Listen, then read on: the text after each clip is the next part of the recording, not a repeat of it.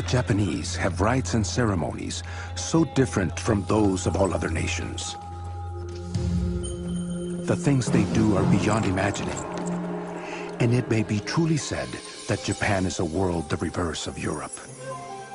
To the first Westerners in Japan, it was a mysterious world. It was the fabled Isle of Zipangu that Marco Polo had only heard about. The land of riches that Christopher Columbus set out to find.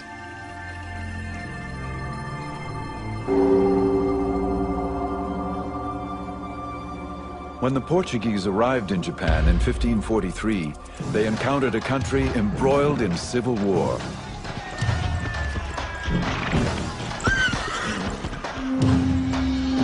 Out of this chaos, one samurai warrior would emerge. He would create a regime so strong it endured for over 250 years.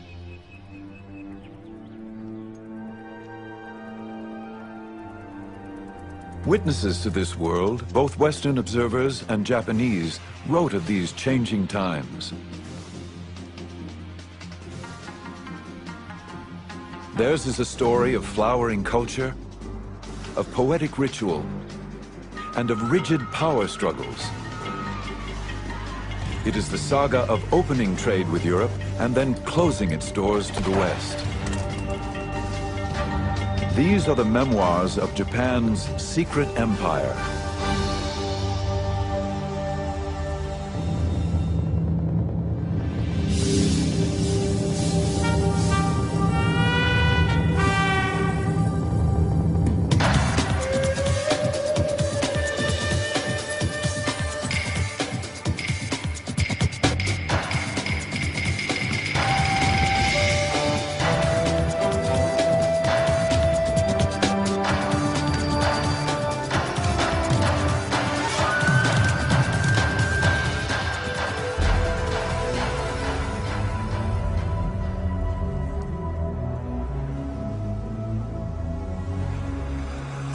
On the 25th day of the 8th month of the year of the water and the hair, there appeared off our western shore a big ship.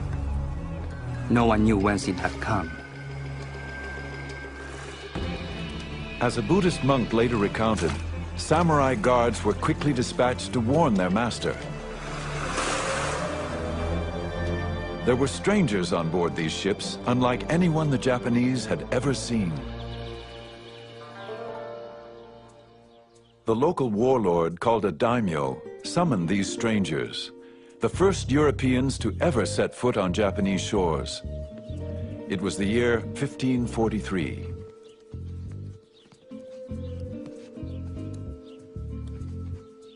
When these Portuguese merchants arrived, the daimyo was intrigued by their peculiar, unknown weapons. The Japanese always like novel things, new things, a fad, so to speak. And so they were very, very interested in the Europeans.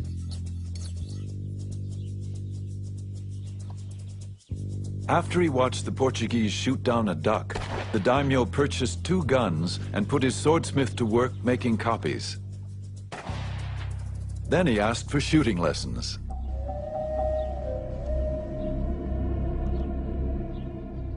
These first Europeans, their guns and their religion, would have unforeseeable consequences.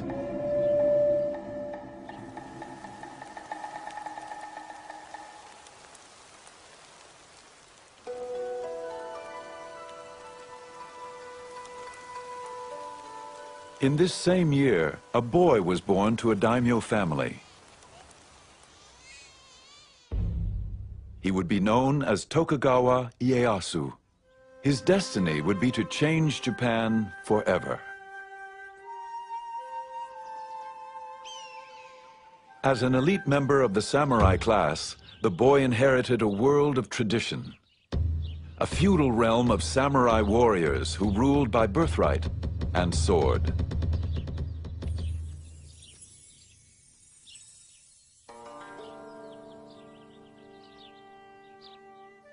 The son of a daimyo lord, Ieyasu would soon have to give up children's games for the politics of war.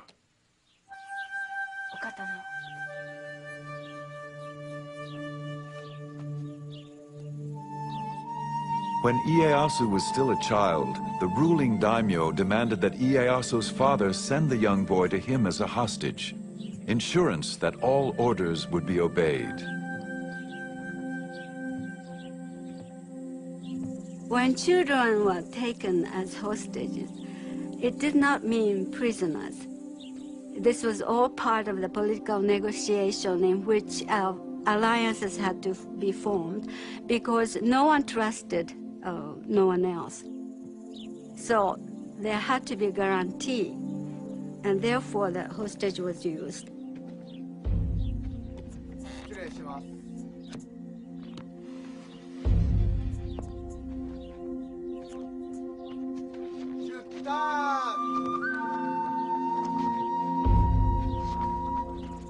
As a hostage, the young samurai boy traveled in the style befitting his daimyo rank.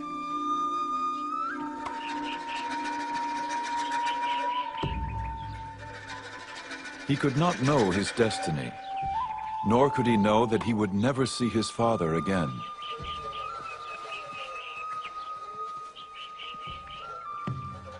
He would grow up a hostage, his life captive to the turmoil of civil war.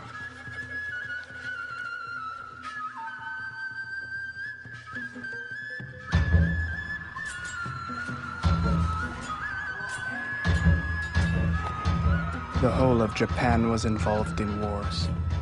Treachery was rampant and nobody trusted his neighbor. They would enter into league with one faction and then desert it for another, as the winds of fortune blew.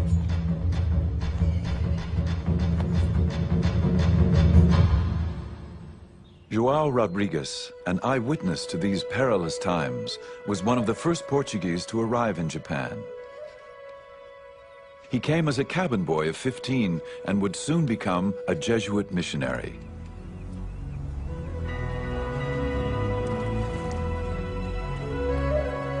As Portuguese merchants traversed the oceans in search of new ports for trade, Jesuit missionaries accompanied them, searching for souls to save.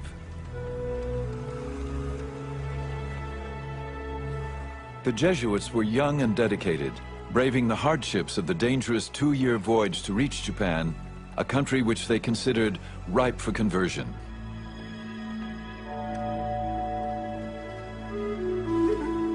They sent home tantalizing reports of an alien world.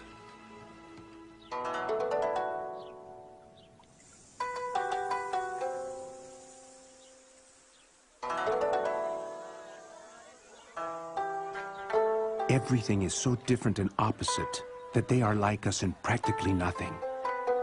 Now, all this would not be surprising if they were like so many barbarians.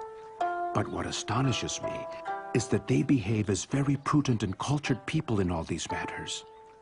This is something which I would not dare to affirm if I had not had so much experience among them.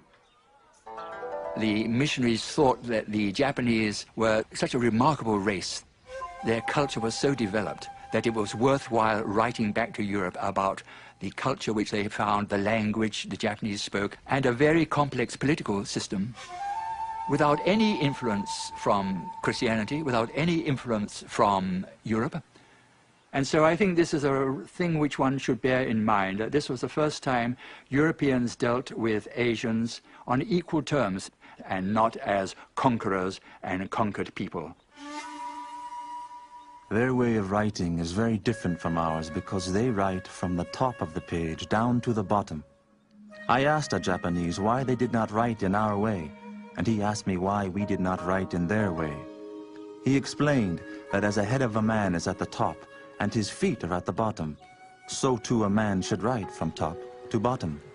During his more than 30 years in Japan, João Rodrigues became so fluent in Japanese, he became known as the interpreter.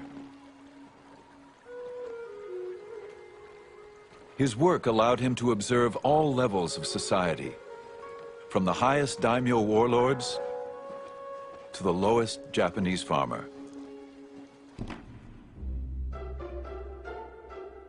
Every class of person, noble or humble, uses a fan throughout the whole kingdom. People who have business matters and other things which they wish to remember, write them down on their fans. They are always carrying these fans about in their hands, opening them, shutting them, and looking at them. Nobody would go out into the street without one.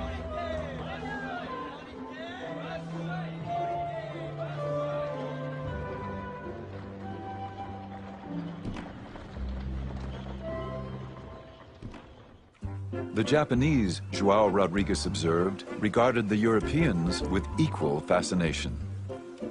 They greatly wondered at our big and long noses, thick beards, and red or fair hair, and considered all these things as so many defects. They called them the Southern Barbarians, which is not a very flattering term. Their eating habits were rather different. The Japanese were so polite, eating with chopsticks, etc. Whereas in those days, Europeans normally ate with just a knife and with your fingers.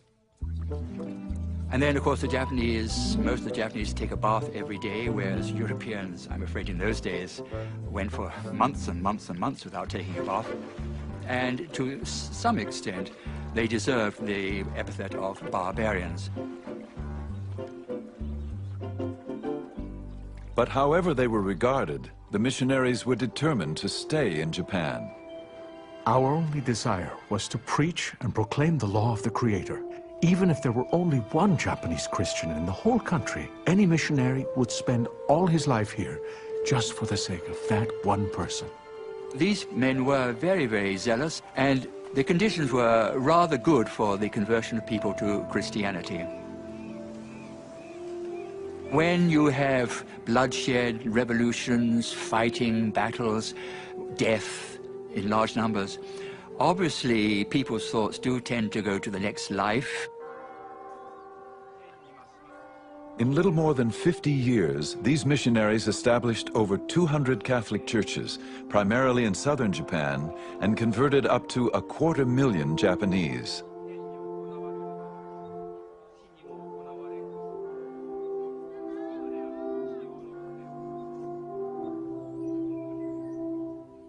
When a Japanese lord or Japanese daimyo changed his religion, he would bring pressure on his people because he had absolute power of life and death on the people below him. And so you got in a relatively short period of time, large-scale conversions. But there was another factor, that some of the daimyo, when they became Christian, they had certain considerations of commerce in the back of their mind, because where the missionaries went, the Portuguese merchants went. And the Portuguese merchants offered very profitable trade vis-à-vis Japanese.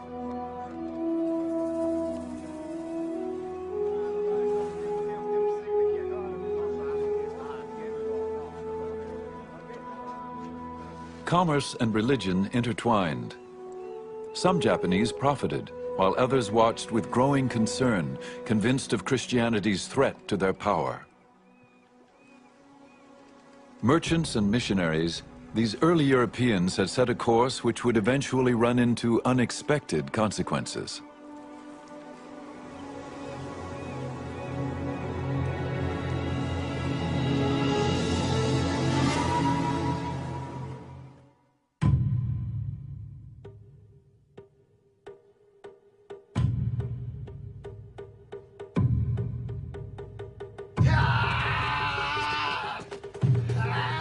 To endure the rigors of never-ending training, to remain clear-minded in the face of grave danger, to face death matter-of-factly, this is the art of kendo, the way of the sword.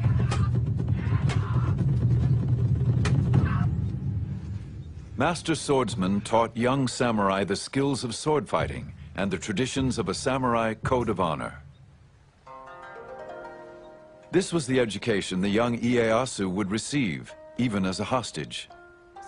When you took a hostage in a certain class, they were usually treated very cordially, and they were given education just as they would be given at home. He probably had a very stoic, Spartan kind of education, taught military skills, martial arts, and Chinese classics, Japanese classics. The entire life of Ieyasu was that of patience and forbearance, people say.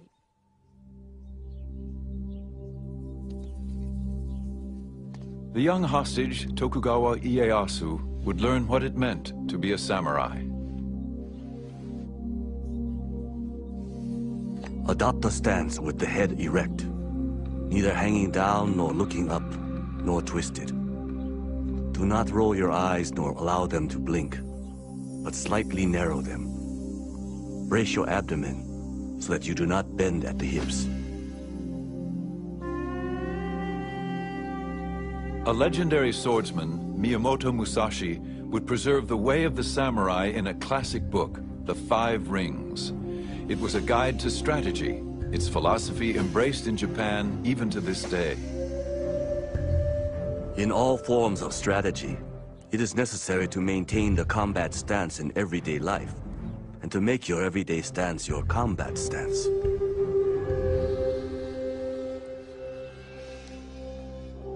At age 15, Ieyasu entered manhood and earned the right to carry the two swords of the samurai.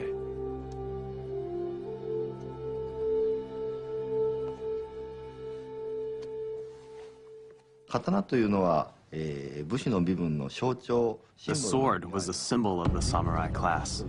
Only the samurai were authorized to carry two swords, a large one and a small one. The samurai, with these two swords, ruled over the farmer and the merchant. You're born into being a samurai, it's a responsibility. Amongst the responsibilities of being a samurai was always carrying one's sword to use to enact justice. If somebody were rude to you, it was your duty to kill them. But still, no samurai would walk around outside without a sword. And if they were caught without a sword, they could be punished for not upholding their duty.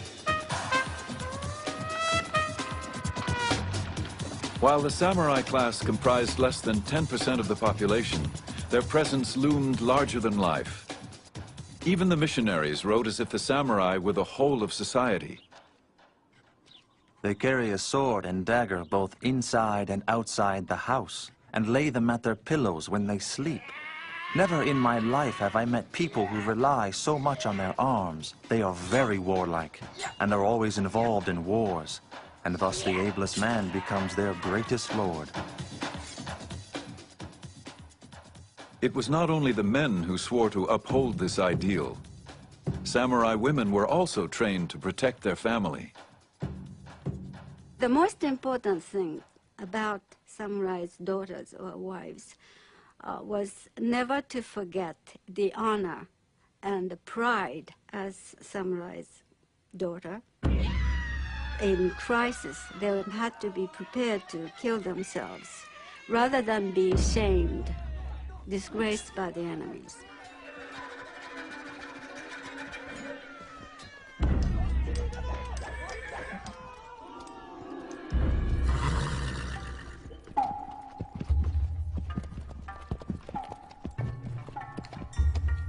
The samurai defended his home and family, but his true glory came on the battlefield, defending his lord against enemies.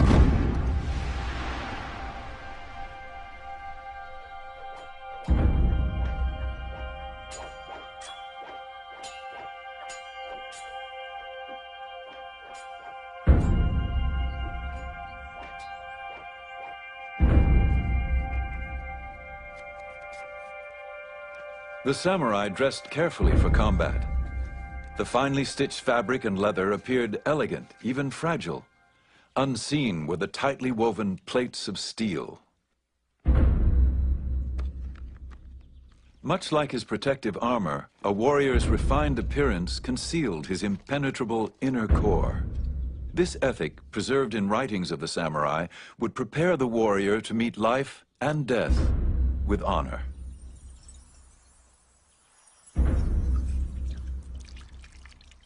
A samurai would wash himself with cold water every morning, scent the shaven top of his head and hair with incense to make himself presentable. He was ready to be killed in battle at any moment. Cherry blossoms are often compared to the samurai, They are a beautiful sight, like the warrior in his shiny armor, but it takes only one big storm for the petals to fall to the ground, just like the warrior in battle.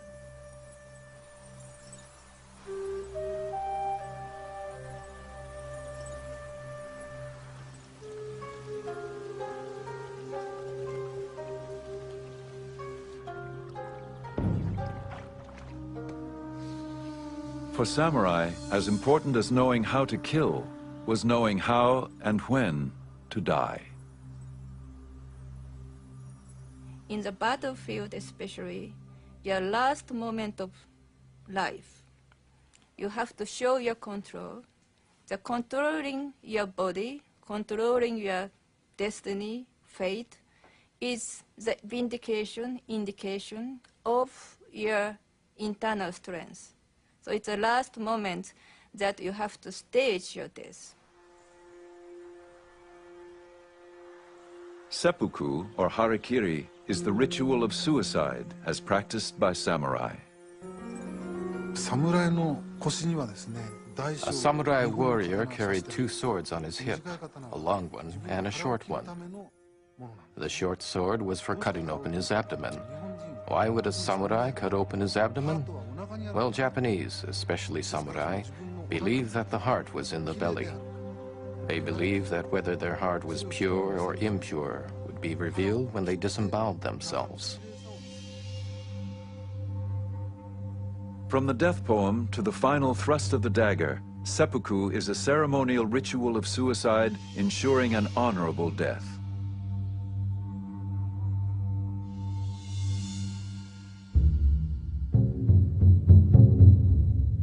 João Rodrigues wrote of a man who committed the ritual of seppuku. The samurai, dressed in the customary white kimono, solemnly and with great dignity, mounted a raised platform.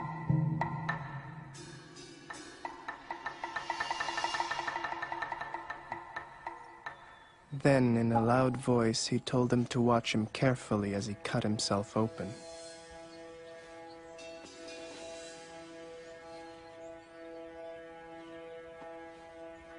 He seated himself and wrote his will slowly and calmly, asking his lord to look after his son and family, for he was going to die on account of his honor.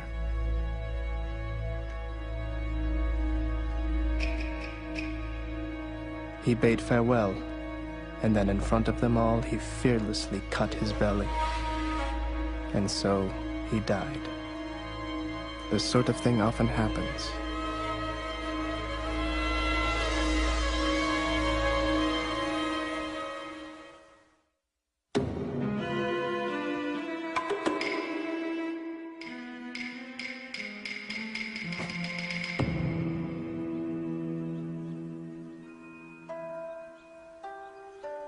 There is timing in everything. Timing in strategy cannot be mastered without a great deal of practice.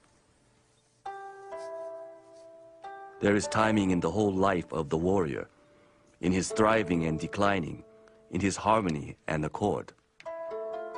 These are the enduring principles which guided the life of the samurai warrior. For Tokugawa Ieyasu, patient strategizing would become his most powerful weapon. He was now of age, 18 years old and married with 2 children, but he was still a hostage of the ruling daimyo warlord.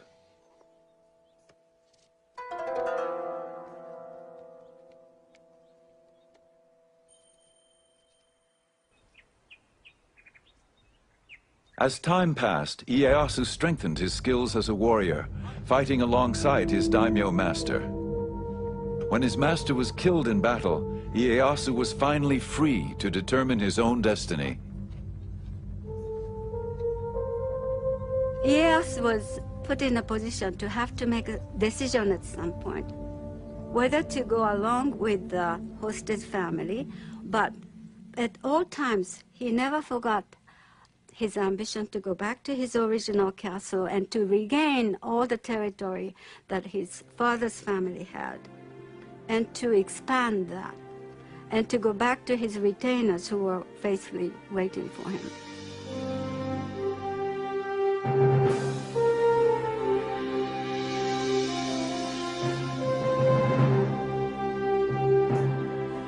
Ieyasu reclaimed his title as an independent lord, a daimyo.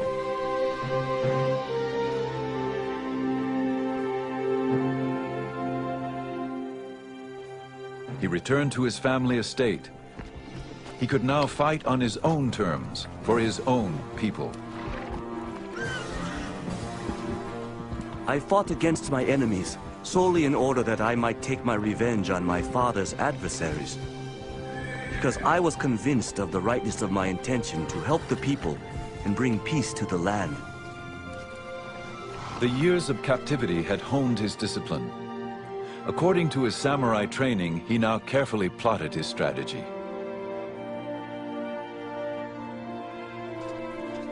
In a crucial move, Ieyasu allied himself with the man who killed his daimyo master, Oda Nobunaga.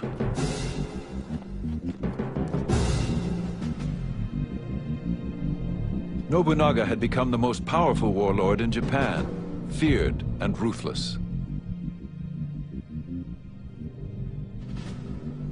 The missionary João Rodrigues documented Nobunaga's campaign to unify Japan. Nobunaga was the first to begin cutting through the thick forest of wars and discord in Japan. He subdued about half the country, and fear of him made the remaining part ready to obey him in anything.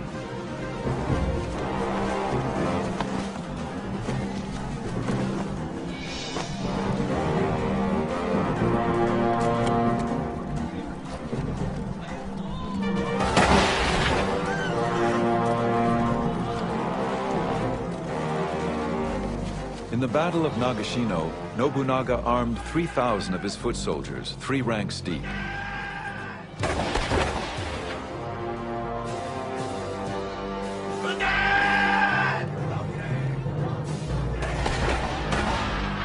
As 10,000 enemy warriors charged, Nobunaga's musketeers fired in succession, decimating the opposing army.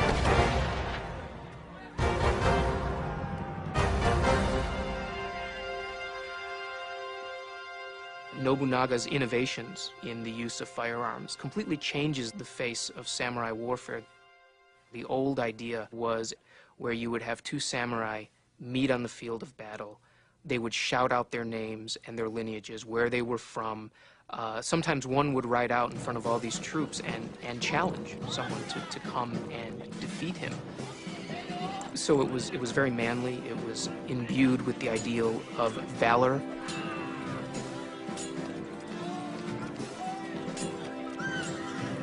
Now you have faceless ranks of samurai shooting other faceless ranks of samurai. Nobunaga continued to amass power until one night treachery within his inner circle caught him off guard.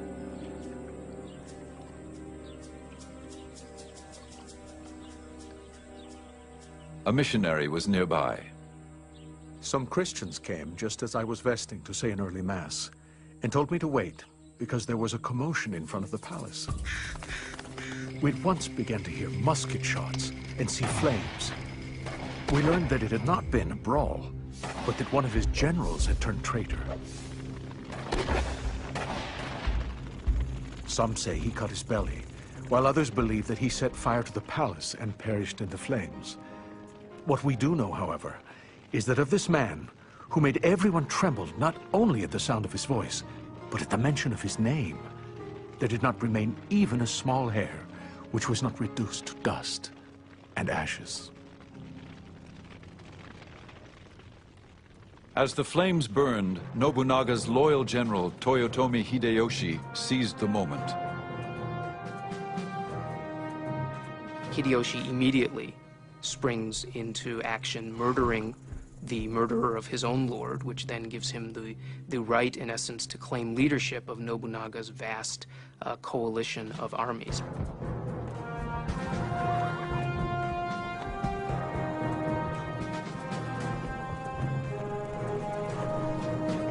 Ieyasu watched from a distance. Would he subordinate himself to Hideyoshi's command? Or was it time to fight for control?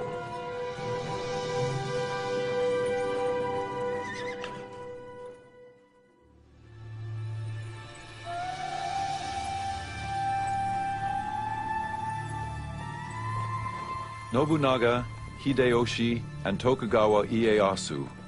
These were the men who would bring an end to the brutal civil wars.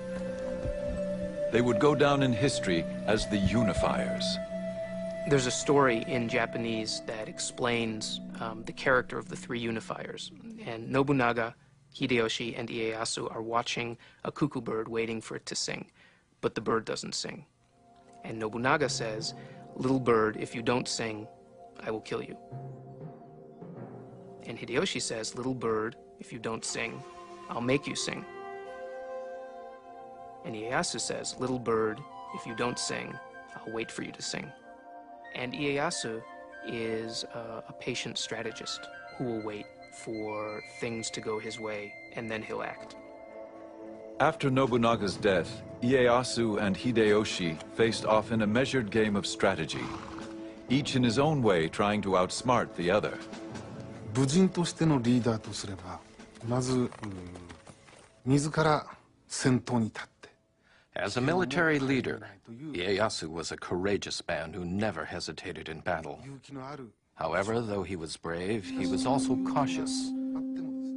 One famous story, Ieyasu was known as an excellent horseman. One day he and his troops had to cross a very narrow bridge over a raging river. Everyone was watching to see how the great Ieyasu would ride his horse over this dangerous bridge. To his men's surprise, Ieyasu dismounted, took the horse's reins in his hands, and carefully led the horse over the bridge to the other side of the river. That's how vigilant he was. I believe this kind of caution helped him to be victorious in battle. While Ieyasu practiced restraint and careful strategizing, Hideyoshi acted quickly and decisively. Hideyoshi was from peasant stock. The son of a lowly foot soldier, he worked his way up through the ranks. Hideyoshi became known as a brilliant general, and he held the same grand vision of himself. When my mother conceived me, she was given a miraculous omen. On the very night that I was born, the room was suddenly aglow with sunlight, thus changing night to day.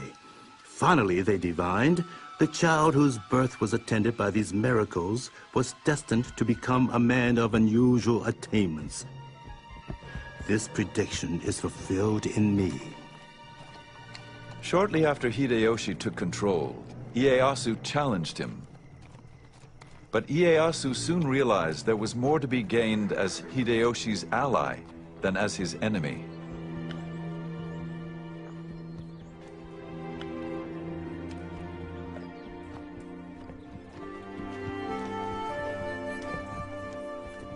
Hideyoshi rewarded Ieyasu for his loyalty with a vast domain of land and ordered him to make his headquarters in the remote fishing village of Edo, 300 miles east of Hideyoshi's castle in Osaka.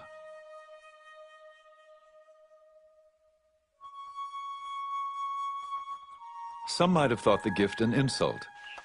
But in Edo, the village that would later become Tokyo, Ieyasu busied his troops building a massive 5-story castle fortification.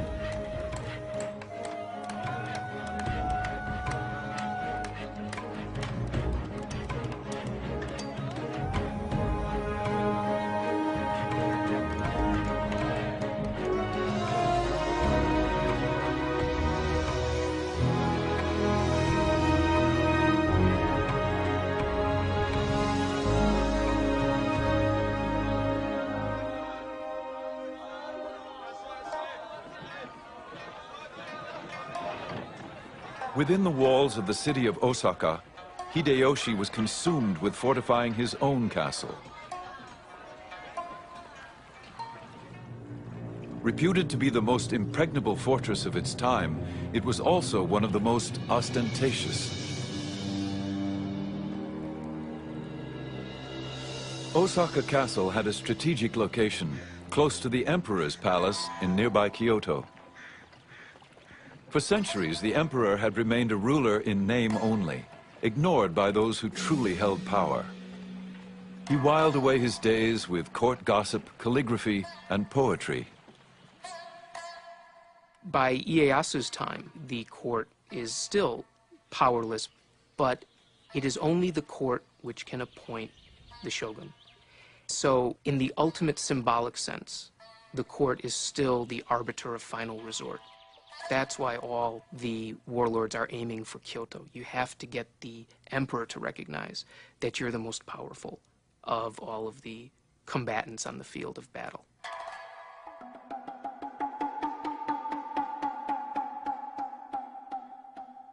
Hideyoshi curried the emperor's favor, inviting him to no plays and musical performances. But the emperor would not grant this warrior of peasant stock the title of shogun.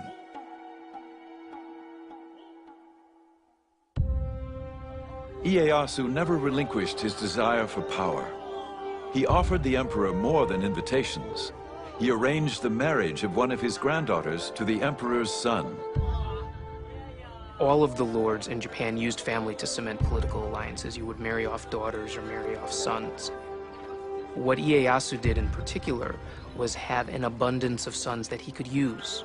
He could set them up to support his nascent government. He could set them up as independent military lords that he could then call upon for help.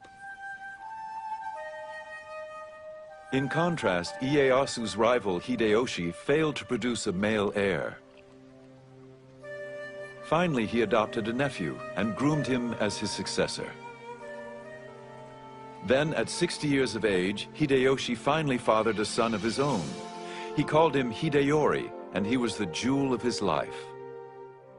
Hideyoshi's thoughts now turned to the safety and survival of his young son.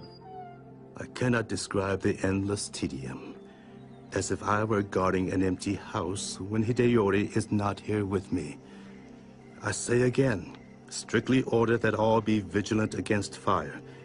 Each night have someone make the rounds of the rooms 2 or 3 times. As Hideyoshi obsessed over his own son, his adopted son, now an adult, was in peril. It's clear that by the end of his life, Hideyoshi was acting more and more erratically. He became increasingly cruel, if not sadistic. Then when he finally, in his final years, produced an heir of his own, he ordered this adult male who had been his heir to commit suicide. Hideyoshi then ordered his adopted son's entire family put to death. A missionary recounted. They were drawn along the streets in the carts to the open view of the world. 31 ladies and gentlewomen, with the 2 sons and 1 daughter of his adopted son, the oldest of whom was not more than 5 years old. All their bodies were thrown into a pit, over which was built a little chapel with a tomb in it, with this inscription: the tomb of the traitors.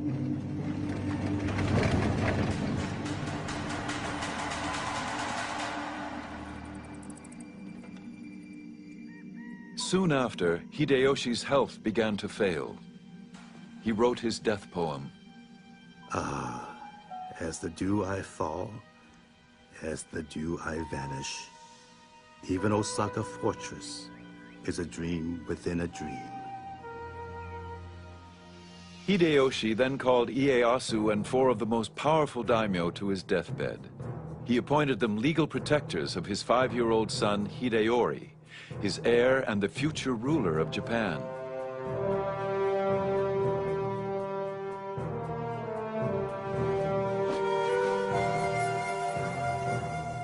Ieyasu pledged to protect the boy with his own life, a pledge that would become very difficult to keep.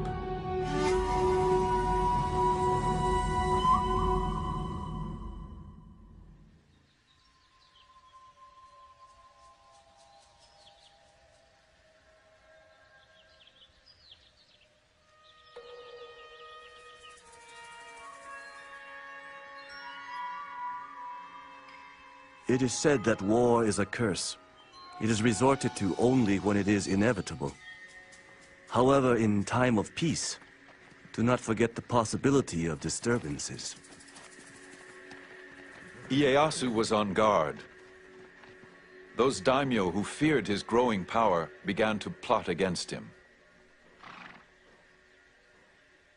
Ieyasu's territory now extended throughout most of Japan.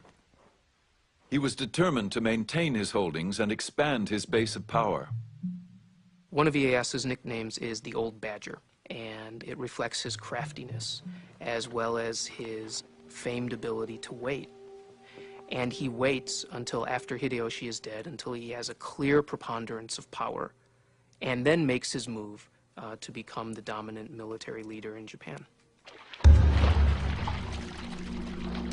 Ieyasu mobilized his troops. He sent one division to Ogaki Castle, where his enemies were gathering.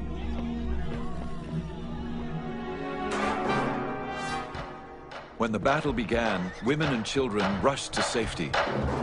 Ieyasu sent a large force to lay siege to the castle, and they fought day and night. One of the young girls at the castle later told her family of the terrifying experience. Mothers, concubines, and daughters all stayed in the tower and cast bullets.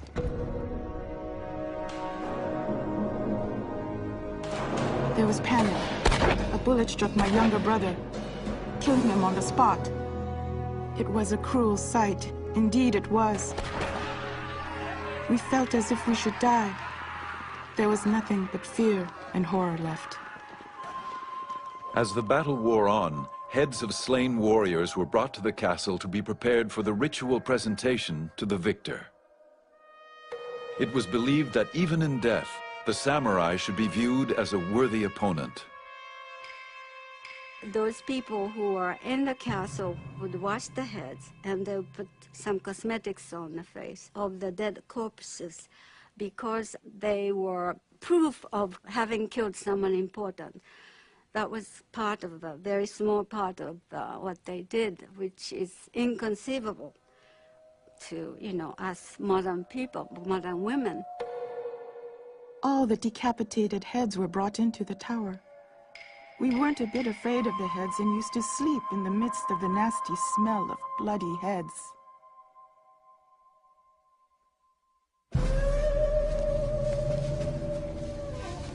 Victorious at Ogaki Castle, Ieyasu's troops now pursued the rebellious daimyo and their armies. They faced off in a narrow valley just west of the village of Sekigahara. This would be the battle that changed the course of Japanese history. Ieyasu set up his command post atop a hill overlooking the valley, waiting through the night for the rest of his armies to arrive. At dawn, Ieyasu's attendant physician hastily noted in his journal, "Slight rain. Dense fog in the mountain valley. Can't see. Barely made out enemy banners. On horseback, Lord Ieyasu made out their positions. Estimate distance at 2.5 miles. Ieyasu was outnumbered, with only 50,000 troops challenging his enemy's 80,000. He waited for his son to arrive with reinforcements.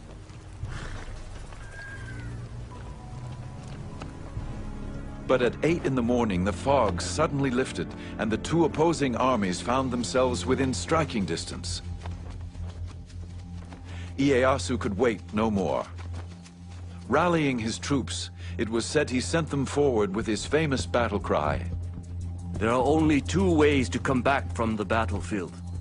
With the head of an enemy, or without your own.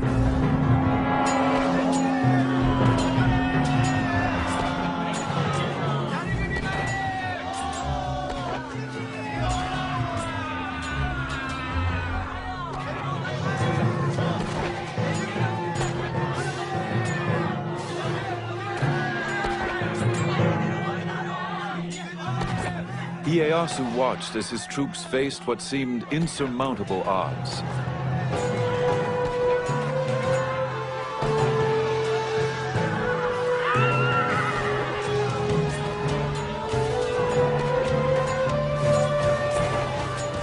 Then, suddenly, the tide turned.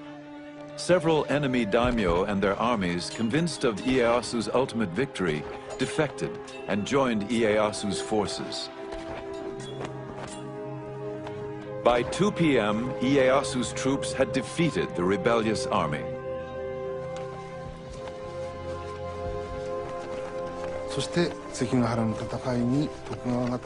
Tokugawa's victory at Sekigahara brought an end to the warring states and signaled the beginning of a new era.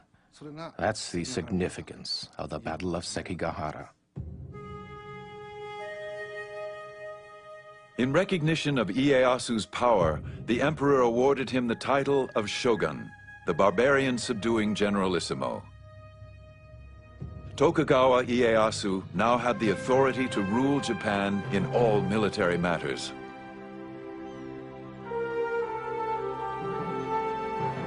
He ruled unchallenged, but always there was the specter of Hideyoshi's young son Hideori growing up in Osaka Castle. Ieyasu had sworn with his life to protect the boy who could someday lay claim to all Ieyasu had won.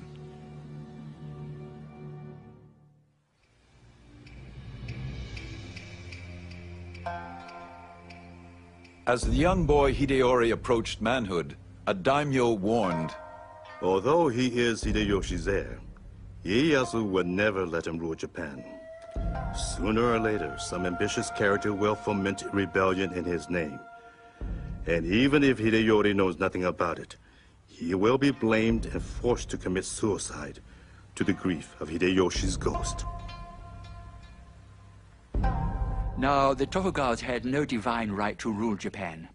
They ruled Japan because they were the most powerful, they had the most money, they had the most soldiers, but they had no divine right. And there were many other powerful daimyo, especially in the West, the Christian daimyo. And so, if there were any philosophy, any political movement that would bring these daimyo together as a coalition against the Tokugawa family, that was very dangerous. Tokugawa Ieyasu tolerated no dissent. He expelled many of the foreign missionaries, including João Rodrigues. Ieyasu wanted to clear the board of all these foreign influences which were just muddying the waters, making life more complicated. He even ordered all Christian activity among the Japanese halted. But still he faced the only true threat to his power, the young Hideori. By the time he reaches adulthood, Hideori can no longer be ignored by Ieyasu. He's a threat simply because he exists. He is the legitimate heir of Hideyoshi.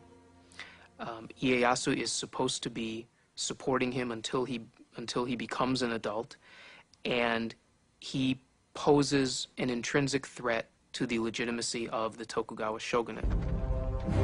Ieyasu came to but one conclusion. He could no longer honor his pledge to a dead ally to protect his son. Ieyasu decided to go into battle once more. It was obviously going to be another showdown. And the many samurai, in their thousands, and these were hard-bitten warriors, they still owed loyalty to Hideyoshi's family. And of course they owed just as much loyalty to his son. So they gathered in Osaka Castle, and Osaka Castle was a very strong castle. It was considered impregnable.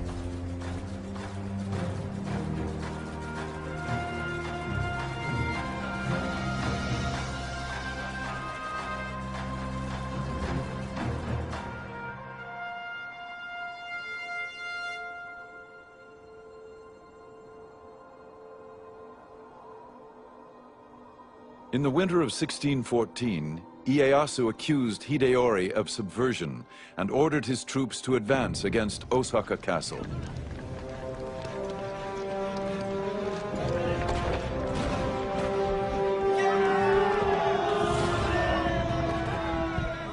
Hideori's supporters, nearly 100,000, held strong.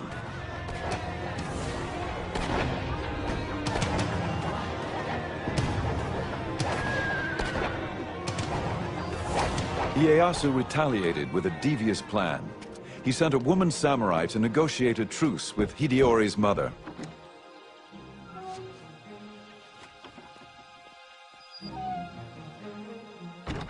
Ieyasu offered a safe haven for Hideyori's garrison if in return he agreed not to mount further rebellion against Ieyasu's rule. To prove his intentions, Ieyasu signed the pledge in blood. Hideyori's mother convinced her son to accept the offer. Ieyasu's ploy had worked. As soon as the fighting stopped, Ieyasu began to fill in the moats of Osaka Castle, the deep moats. And the people in the Osaka Castle protested a lot. That was not in the agreement. But that didn't matter. They filled in the moats. And once the moats were filled in, then Ieyasu's troops could storm into the castle. And there was a dreadful slaughter.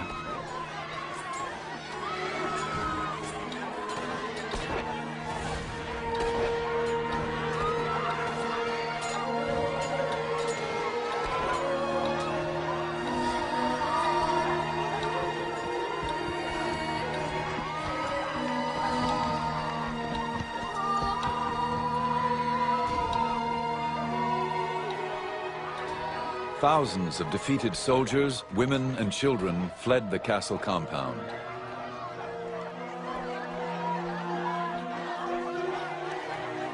A European merchant recorded the event in his journal. We had news today that Ieyasu hath taken the fortress of Osaka and overthrown the forces of Hideyori.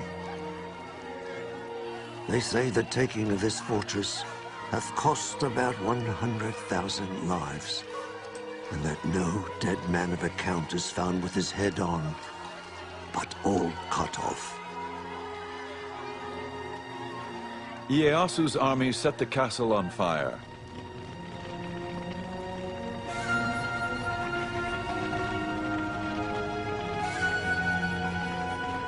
As the flames raged around him, Hideyori refused to surrender and was left with no other option. He committed seppuku.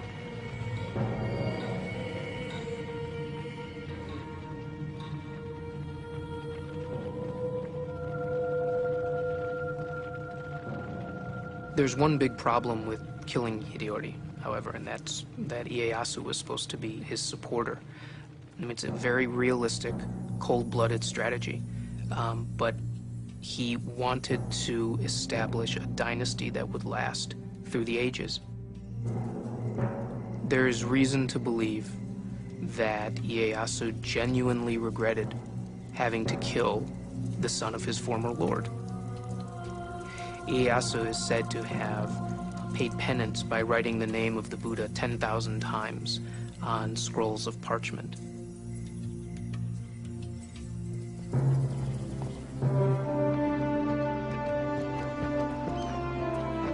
Tokugawa Ieyasu had wiped out the last threats to his power, or so it seemed. But not everyone was under his control. There were the Western traders who he valued but mistrusted, and the Christians who he considered a threat. Tokugawa Ieyasu had won the wars. His struggle to control the future of Japan had just begun.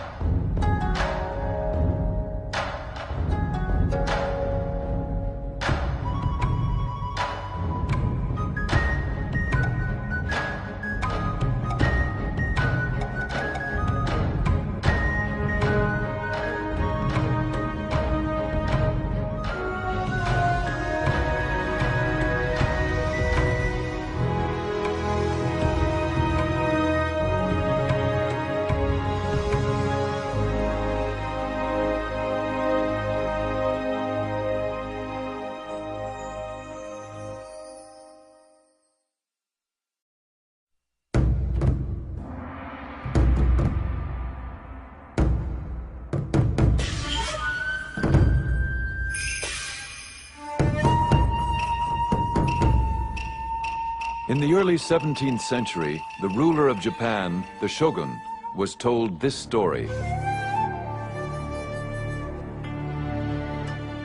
One day, the king of the Portuguese said to his council, "Far to the east lies a country called Japan, and it abounds in gold and silver. Why should not that land be added to my domains? The best way to make ourselves masters of the land is by means of our religion, and then send in the army." The shogun, Tokugawa Ieyasu, and his legions of samurai warriors were undaunted by stories of foreign invaders. He was a strong leader and had brought peace to the war-torn nation.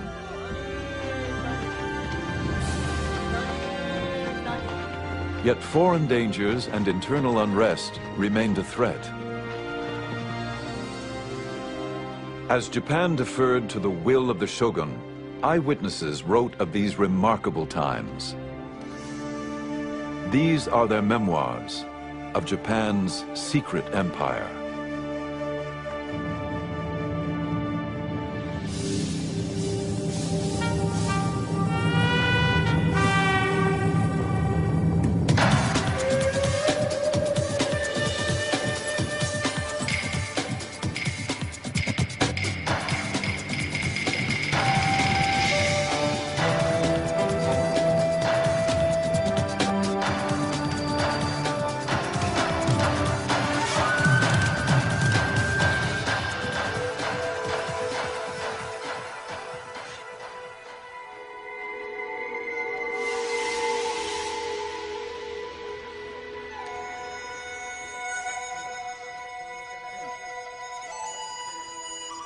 After we'd been in Japan 5 or 6 days, came a Portugal Jesuit who reported that we were pirates. We looked always that we should be set upon crosses, which is the execution of this land. I looked every day to die.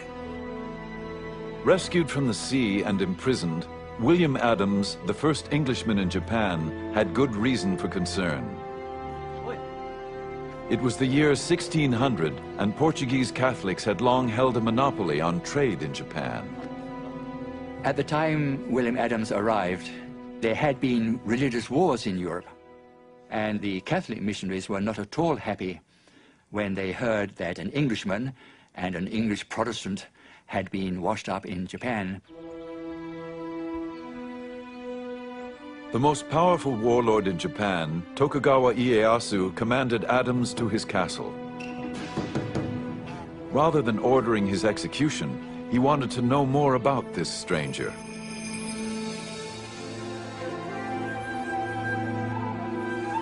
The summons was highly unusual, as only the highest-ranking officials were ever received by the great man himself.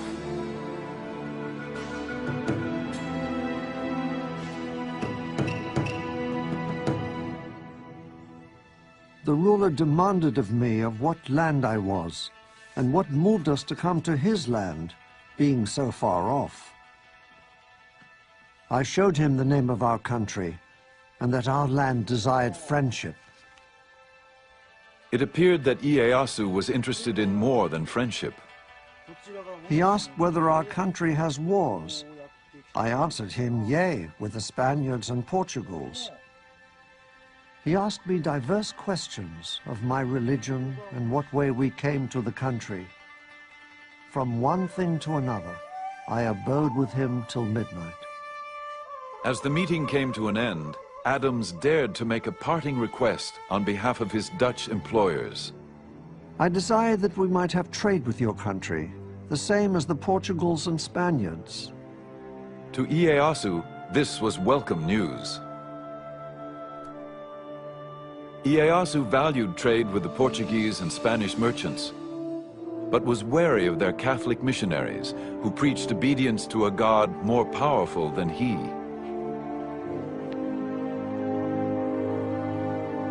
To avoid those he considered a threat to his own authority, Ieyasu wanted his own fleet of trading ships. Adams had the skills he needed.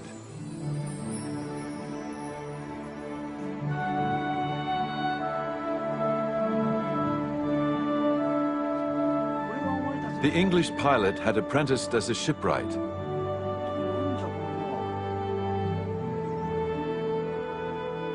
Ieyasu asked him to build 2 ships capable of navigating the open seas. I answered that I was no carpenter and had no knowledge thereof. Well, do your endeavor, saith he. If it be not good, it is no matter. You can't deny that William Adams did have a certain amount of influence when he was told to build these 2 ships. They were the first foreign ships, first European ships to be built in Japan.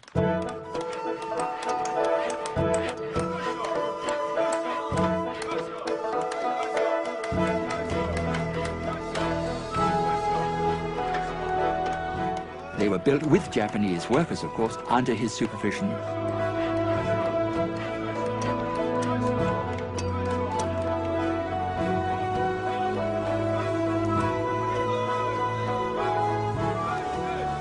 And then afterwards they sailed to Mexico, and they sailed back quite safely.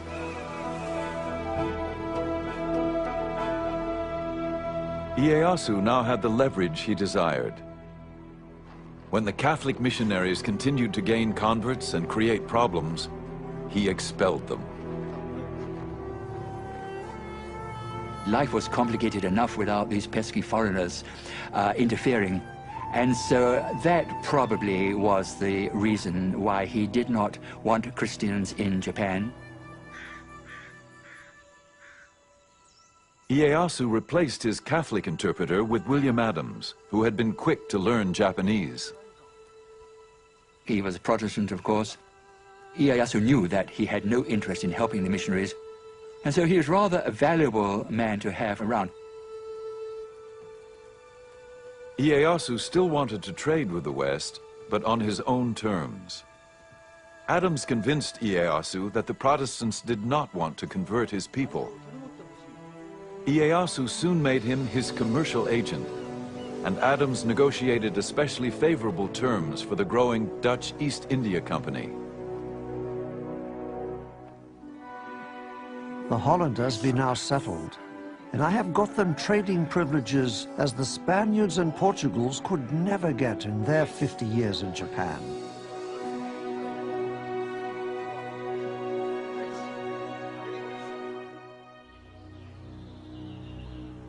Adams married and settled down into Japanese life.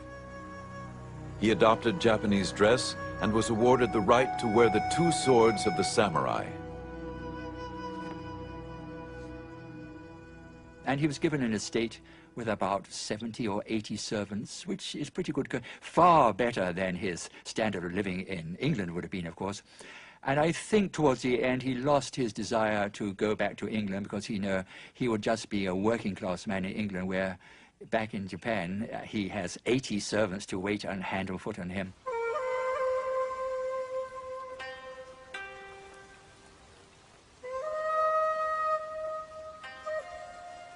It was possible that Adams visited Ieyasu at his tea house for intimate conversation away from the politics of the court. The tea ceremony was much admired by a Western observer.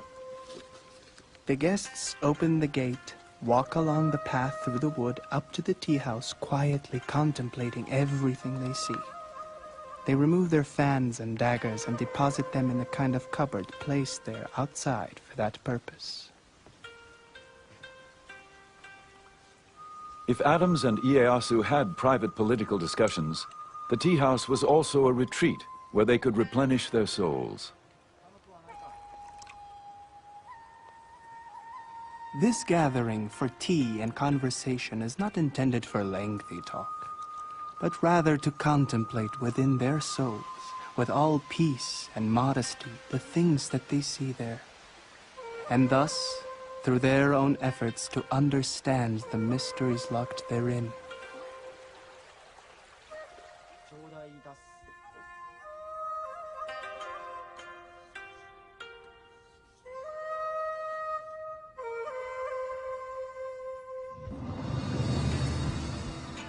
For Ieyasu, unsettling foreign influences could jeopardize the peace he worked so hard to forge.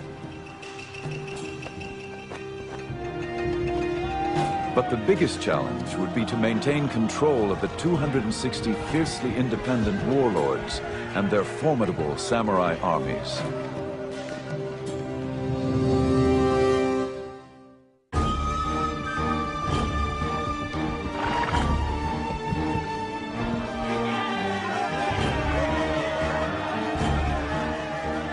Tokugawa Ieyasu became shogun in 1603 and united Japan after generations of civil war. All of the great lords had been fighting for a century. They were tired of fighting. They wanted to secure their own positions.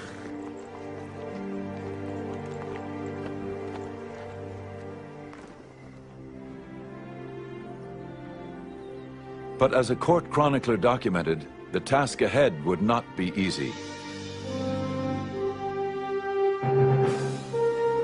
Although he had conquered the country on horseback, being a man of wisdom, he fully appreciated the impossibility of governing the country on horseback.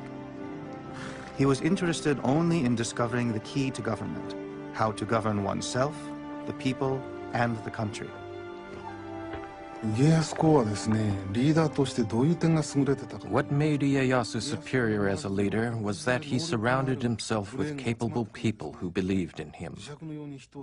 There's a story about a low-ranking samurai who asked to meet with him. Ieyasu listened attentively. After the man left, a higher-ranking lord said to Ieyasu, "What a waste of your time." Ieyasu replied, "It took great courage for that man to approach me. If I didn't listen, he would never come again." Peace would not be secured by leadership alone. Ieyasu had to curb the power of the daimyo, the feudal lords. These lords are building enormous territorial, centralized domains. What the feudal lords are trying to do is essentially control everything and everybody within their territories. They control all the fighting men, they control all the peasants, they control all the resources.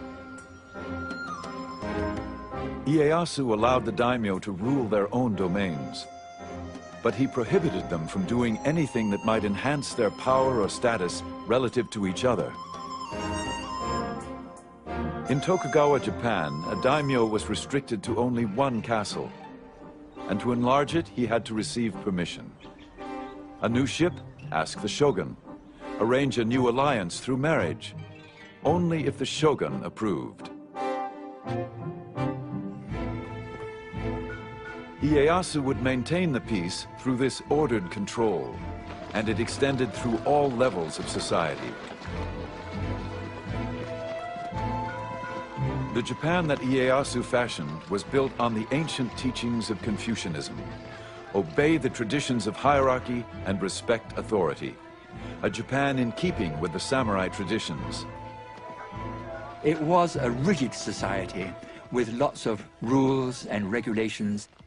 Everybody must know their place in society and stick to it. That was the theory. Didn't always work out in practice, of course, but that at least was the theory. All samurai were members of the elite class, whether he be a daimyo warlord or a lowly foot soldier. Next in line were the farmers, then the artisans. At the very bottom were the tradesmen, considered the parasites of society. The Tokugawa shogunate would issue many rules to control and maintain the rigid class structure, from what you could eat to what you must wear. Lords and vassals, superiors and inferiors, must observe what is proper within their position in life. Without authorization, no retainer may wear fine white damask, white wadded silk garments, purple silk kimonos, purple silk linings, and kimono sleeves which bear no family crest. The rules and regulations kept everyone in their place, but for the daimyo at least, there were still ways to earn special privileges. Ieyasu decreed that the lords must help build his castle and the surrounding city of Edo. The construction became a grand competition as each daimyo vied for the shogun's favor.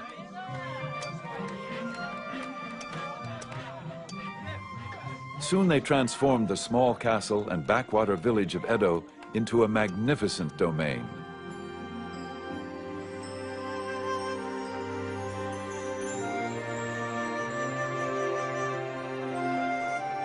The city later known as Tokyo.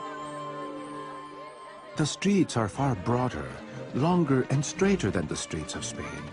They are kept so clean that you may well think that nobody ever walks along them.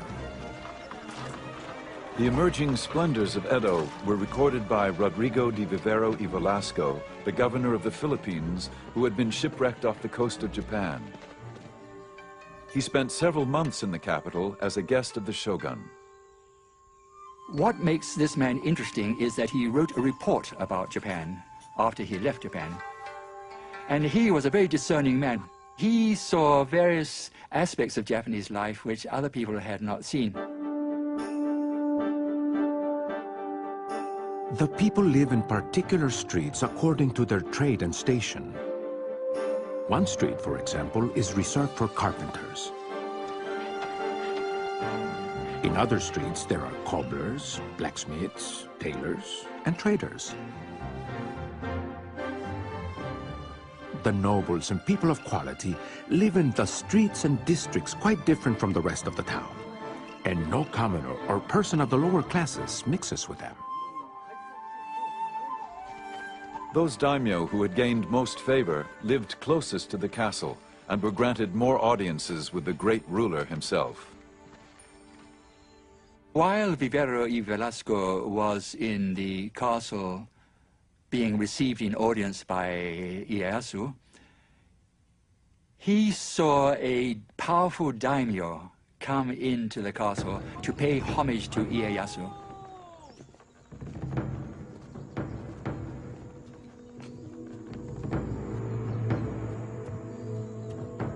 There entered one of the greatest nobles of Japan, whose rank was evident from the gifts he brought.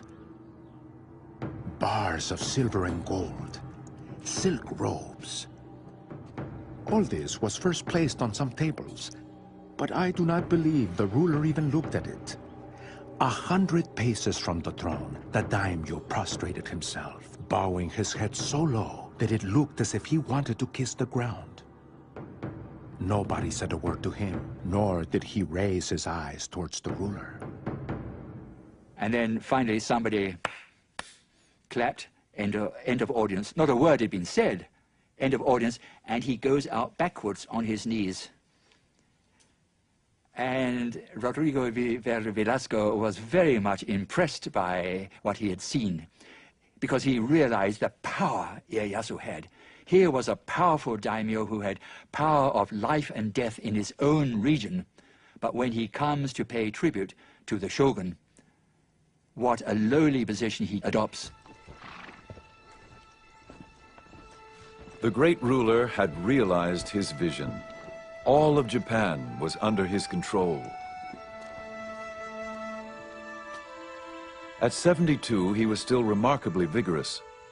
Then, on one of his regular hawking expeditions, he fell seriously ill.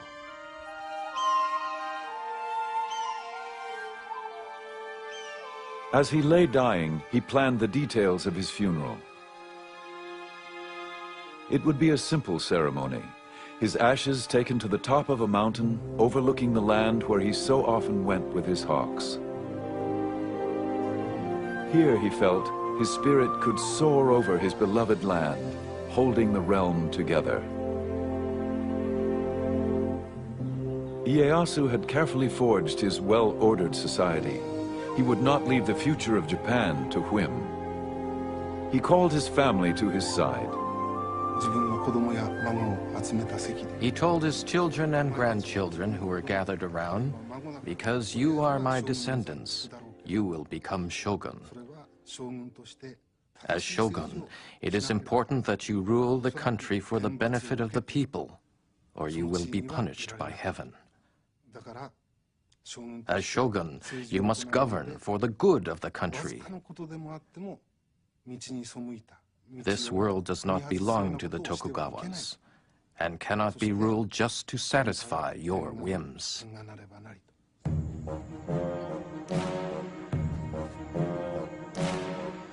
Among the family members was a young grandson, destined to become shogun.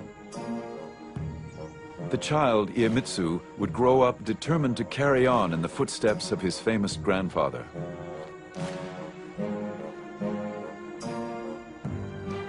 Iemitsu, the third shogun, would keep Japan under Tokugawa rule, using any means necessary.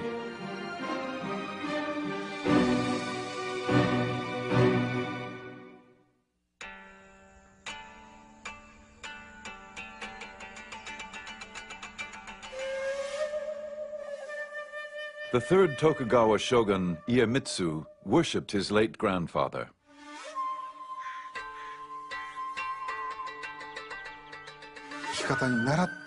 He had numerous mystical experiences that whenever he got sick, Ieyasu would appear in his dream, and he would wake up feeling better the next morning. So his respect for Ieyasu transformed into worship.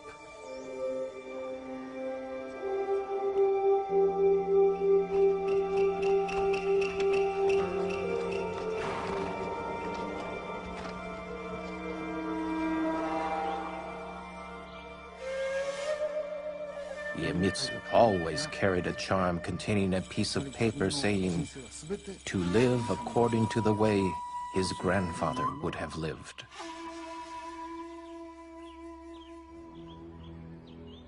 But though Iemitsu tried to emulate his grandfather, his tactics were much more severe. It was reported after he became shogun, Iemitsu summoned the daimyo to his palace.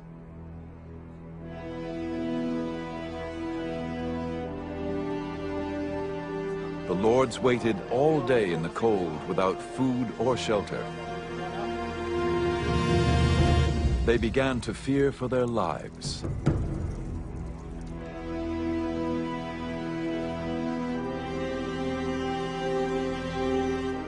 Until at last, they were called into Iemitsu's inner sanctum, where he delivered his ultimatum.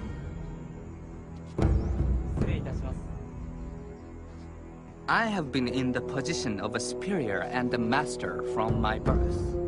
I shall henceforth treat all daimyo as my subjects. Those of you who may disobey me may quickly return to your provinces, repair your castles, and prepare for arms. I shall act accordingly. Iemitsu is a fascinating shogun. He's the first shogun who doesn't lead troops in battle. He had not proved himself on the battlefield. He did not have his own men who came with him into office when he became shogun. Iemitsu inherited a nation at peace.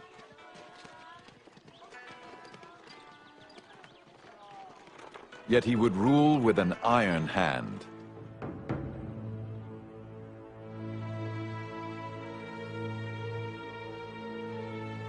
He listened to few and spared no one. He would not tolerate competition, not even sibling rivalry. He ordered his younger brother to commit suicide.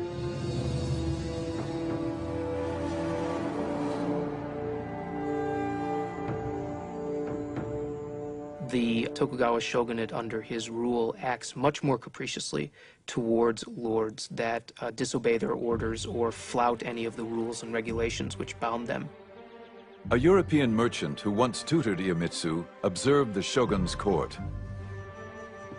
No one dares to attempt any opposition to the will of the shogun. Whatever injustice the shogun may commit, or into whatever extravagance of excesses he may plunge, they praise or approve of all. But ruling by fear alone could also breed revolt. Iemitsu had to keep the daimyo lords' allegiance, all 260 of them.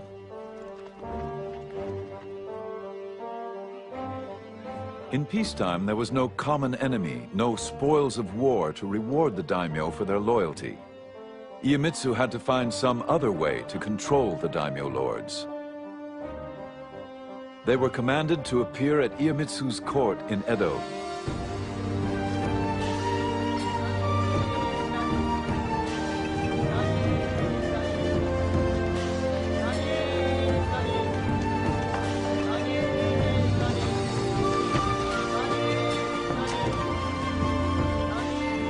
And they did not journey alone, as witnessed by a German traveler.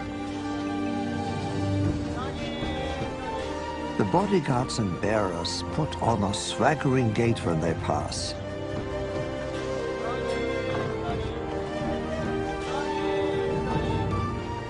With every step, they kick up their heels nearly to their backsides, and at the same time thrust the opposite arm forward. It looks as if they're spinning in the air.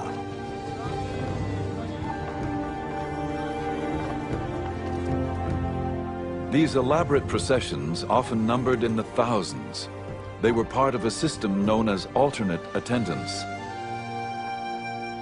The alternate attendance system had been evolving over the decades of Tokugawa rule, and primarily what it meant is that great lords had to spend part of the year in Edo and part of the year back in their domains. They had to travel back and forth according to strictly set schedules, while their wives and children had to spend all their time in Edo. This was the single greatest administrative control on the outer lords during the Tokugawa shogunate.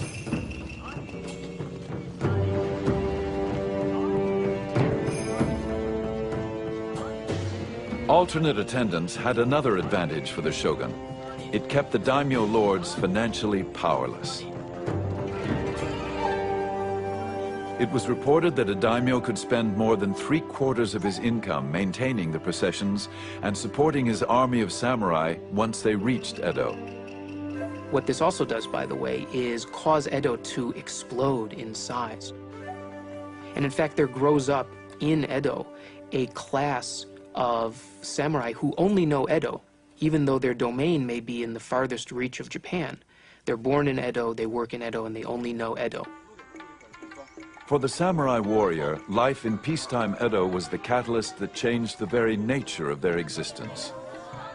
Prohibited from bringing their wives and families, the samurai lived a bachelor's life.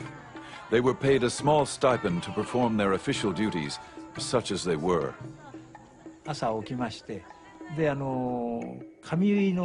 They would get up in the morning and have their hair dressed by a fellow samurai. Then they would go to work on the grounds of the lord's estate. This they would do once every 4 or 5 days. These samurai would work only in the morning and then go home for lunch. At around 2 o'clock in the afternoon, they would go out on the town. It was a life that the once proud warrior could never have imagined.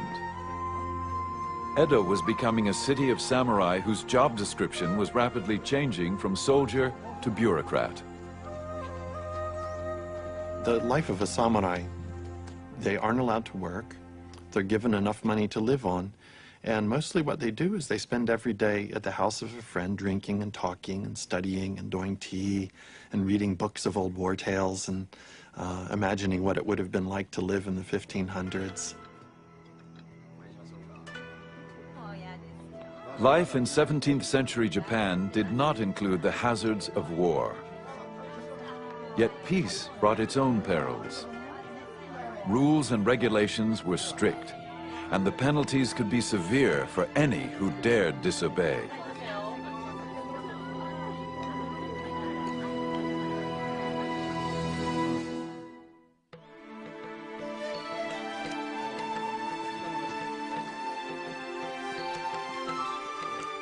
Fluttering our papers, the spring winds blow, when through the open barriers, how gratefully we go.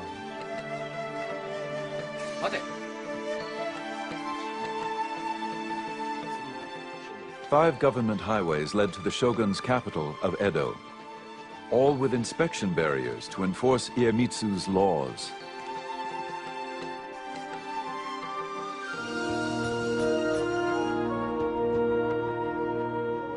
The shogun had improved the roads so his messengers could quickly reach any part of Japan.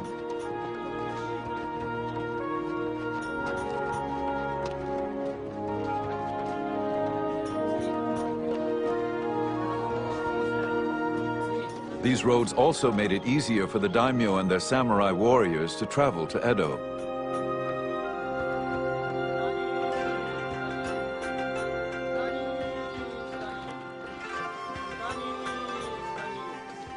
But for most Japanese, travel was an arduous process.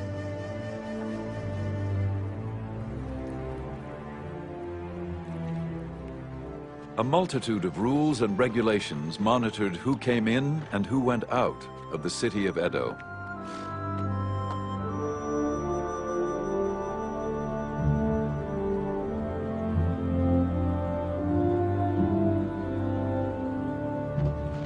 Almost everyone needed a passport.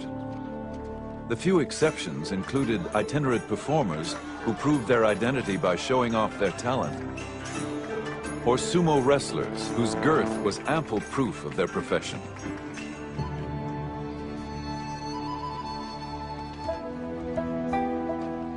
Farmers were routinely denied permission to travel from village to village.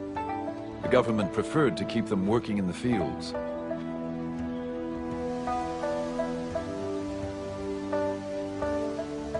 Those without the proper papers often tried to avoid the inspection posts by slipping by on side roads. If caught, there were severe penalties. A traditional Japanese-style punishment meant crucifixion for a man, for a woman, enslavement or enforced servitude.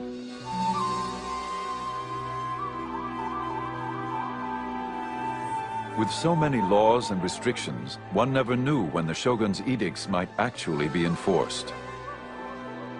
Sort of like a theater of punishment to try to scare people into behaving. Some ruler might decide that morals are going to hell in a handbasket and suddenly grab one person and punish them severely.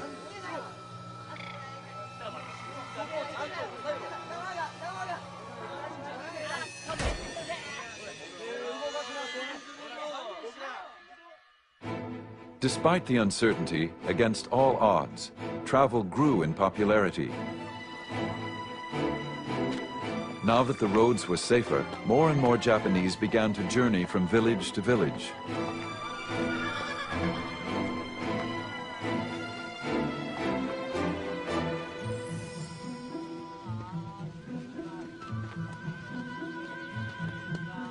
The most traveled road was the Tokaido, which ran for 300 miles from Kyoto to Edo. 53 rest stops dotted the highway.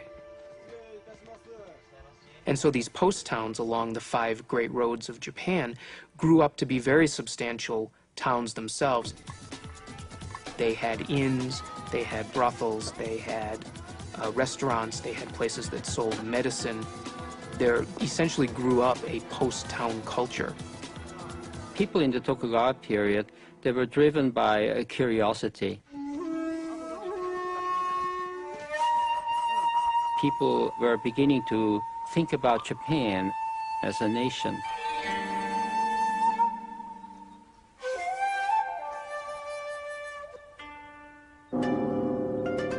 Travel diaries became bestsellers.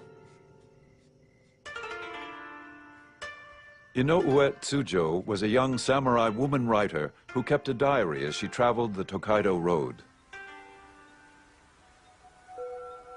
A mountain range rises above the clouds, and splashing water gashes over the rocks, making an ear-splitting noise.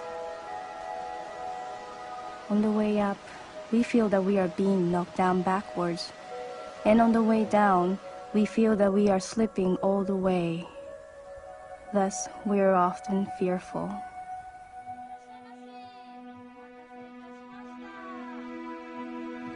Inns along the way offered welcome respite to travelers like Tsujo. She was on her way to Edo to serve in the residence of a high-ranking samurai. Although Tsujo traveled on official business, accompanied by her brother, she still encountered disturbing difficulties. All travelers faced strict regulations, but women had an especially hard time. It was very difficult for women to travel in the 17th century. Firstly, because they had to get the permission of the household, who usually thought they would be better cleaning and cooking.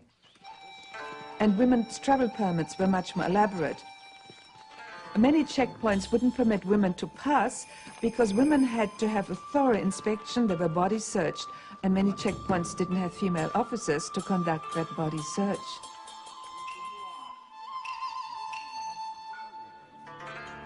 Officials were always on the lookout for women who disguised themselves as boys.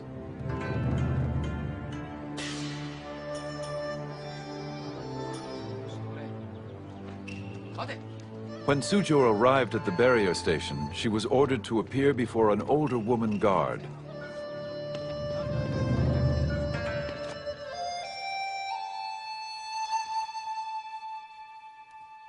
A rough-looking woman examined me, ran her hand through my hair and said something with a heavy accent. It was very unpleasant, but I had no choice. I was afraid of what she might do.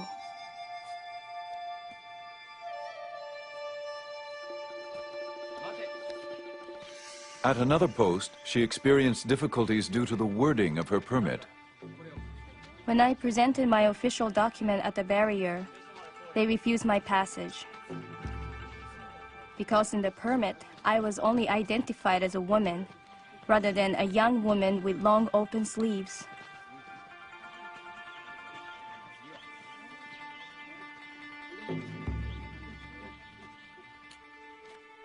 I had to go back to the inn.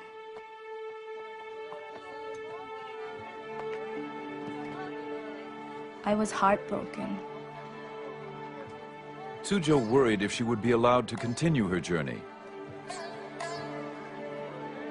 It was a sleepless night as she wrote in her diary. My tears darkened the light of a candle. How restless I feel. Everything is depressing beyond description. In the dawn around 4 o'clock, I heard travelers gathering around and calling each other. A horse neighing and the sounds of stirrups. I feel envious. I have spent days and nights brooding over the obstacles facing women.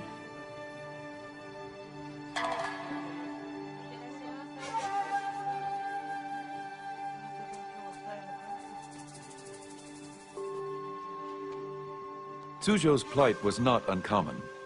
Under Iemitsu's reign, anybody who did not follow his rules could be punished. But there was one group persecuted simply because of their beliefs: the Christians.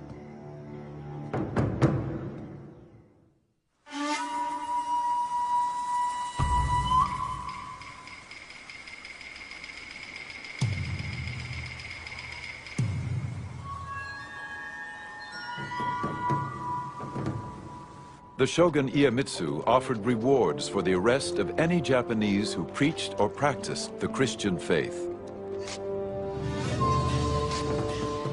Any informer revealing the whereabouts of the followers of priests must be rewarded accordingly. If anyone reveals the whereabouts of a high-ranking priest, he must be given 100 pieces of silver.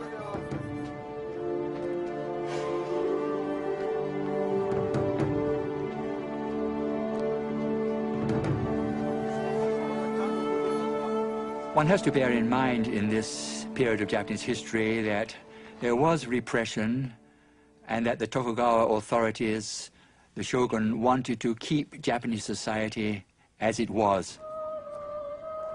And that did lead some people to believe that Christianity was subversive and was upsetting the social framework, the social pattern of Japan. By Iemitsu's time, all foreign missionaries had been deported. But the converts they left behind, the Japanese Christians, remained devout.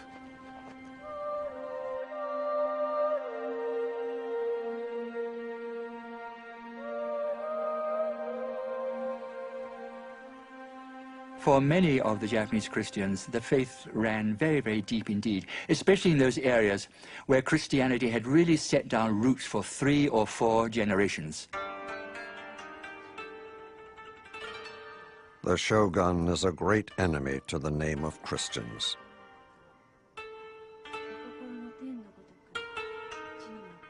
A European merchant observed the growing persecutions.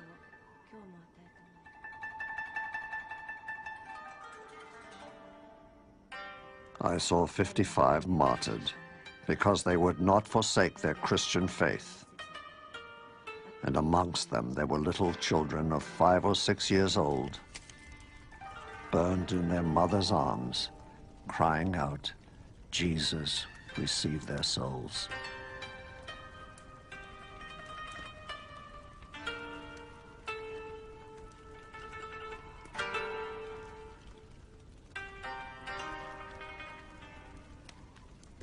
I would say the third shogun, Iemitsu, I think became morbidly pathologically fearful of Christianity. They thought that this was a threat to our power. They put out all the plugs, so to speak, to eradicate Christianity. Christianity was said to be evil, a wicked religion, subversive religion. And so that is why they took such extreme steps to eliminate the religion. Despite the persecutions, Christianity had struck a chord amongst many disaffected Japanese. They grew defiant, even willing to be martyred for their beliefs. I am a Japanese and Jesuit brother. I have not committed any crime, but die only for having preached the religion of our Lord Jesus Christ. I greatly rejoice to die for this cause. For me, this is a great blessing. I guarantee and affirm that there is no other way to salvation except by the Christian path.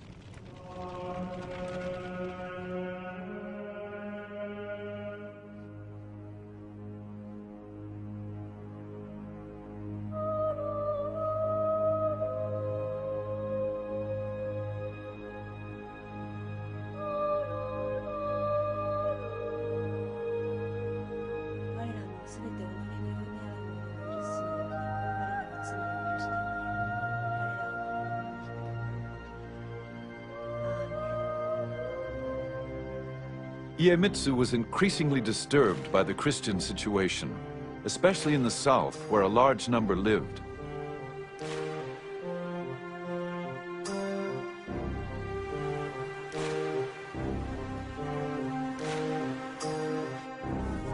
Even worse, many of the Christians were former samurai, now forced to work as laborers or farmers.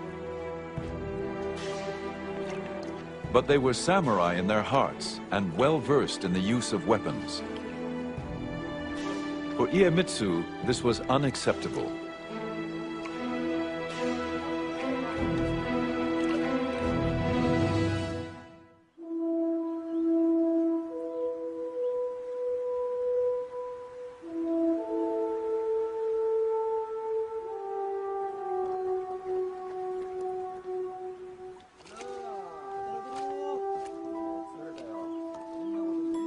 The shogun's iron hand extended to every detail of a peasant's life.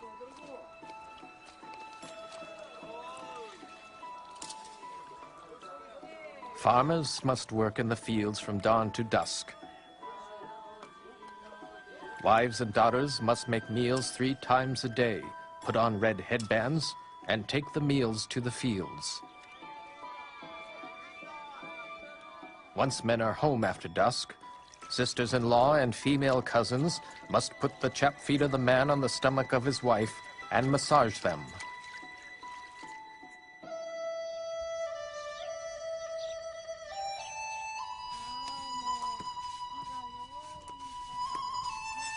If the shogun's intolerable edicts weren't bad enough, the farmers were also heavily taxed.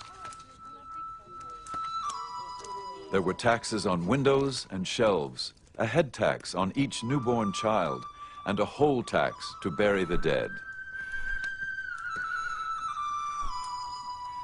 The farmers were taxed in rice, the currency of the day.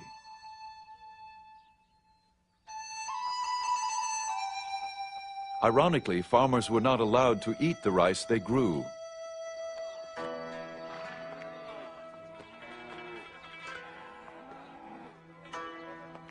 These taxes were collected by the daimyo to finance their elaborate processions to Edo, and to pay the stipends which supported the samurai class.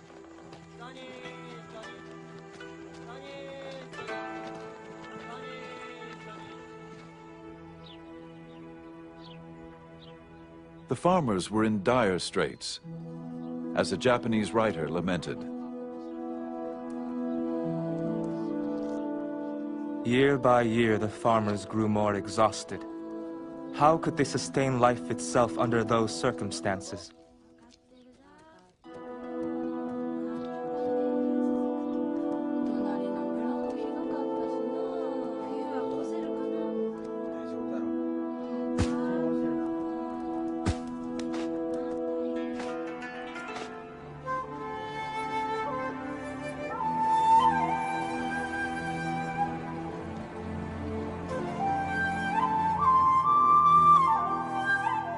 In the Shimabara Peninsula in the far south of Japan, drought and famine further depleted the meager harvest.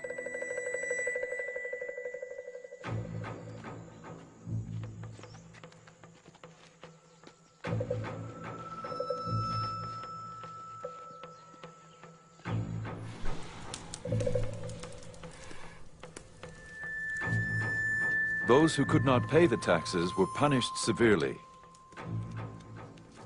In mid-December 1637, a single event ignited the long smoldering fuse.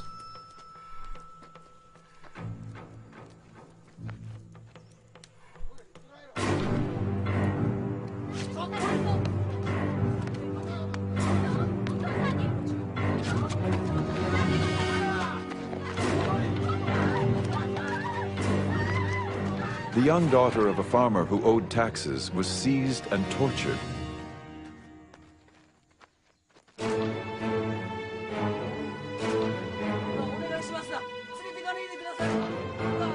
Furious with grief, the father and his friends killed the local governor, and the whole village, samurai, peasants, and Christians, rose in revolt. Soon the whole area was in the hands of the rebels, nearly 40,000. So what began as a social upheaval, a social revolt against the tremendously harsh taxation against the peasants, leaving the peasants almost starving, what began as that somehow developed into a Christian rebellion. A European merchant reported on the rebellion. A few days after the outbreak, the Christians joined the farmers. They cry out throughout the whole country that the time had now come to revenge the innocent blood of so many Christians and priests, and that they are prepared to die for their faith. The rebels swarmed into an abandoned castle surrounded on three sides by the sea. Feeling protected, they brought in their wives and children and barricaded themselves inside.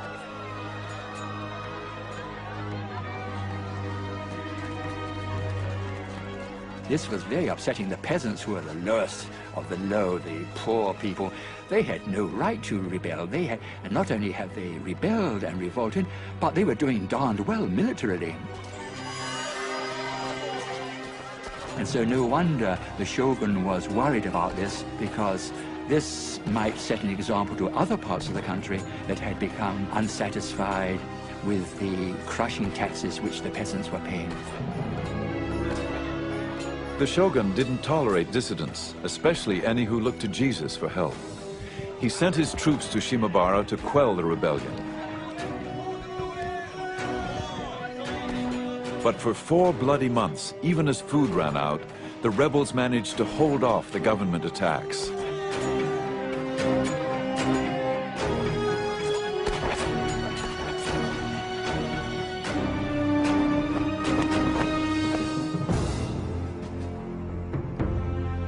The shogun was so incensed at the continuing rebellion that he asked the Dutch to send a ship with cannons against the besieged castle.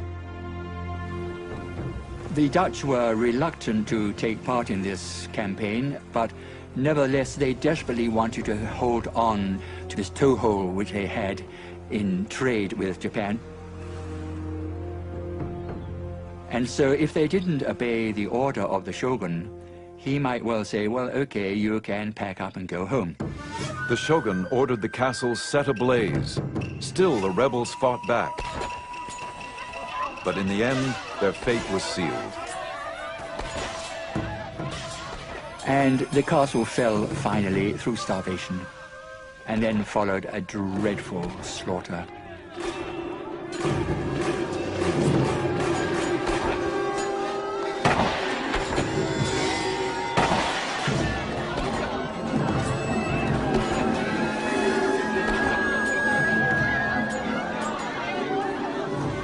And that was the last battle, really, in Japanese history.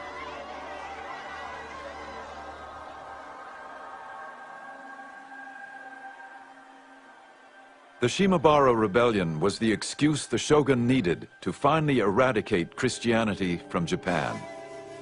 The shogun decided draconian measures. We will cut off Japan from all Christian influence. Now, how can you do that? We will isolate Japan. These foreigners, of course, so much trouble, I suppose he was thinking.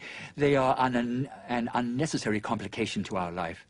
So why not try to preserve Japanese society as is now? We don't want changes. The third shogun issued laws restricting travel outside of the country. On penalty of death, no Japanese could leave Japan, and those who were already abroad could not return. To ensure his edicts were obeyed, he destroyed all ships of seagoing capacity. Then he forbade the entry of any ship of European origin. Only the Dutch were allowed to stay and trade, but with severe restrictions.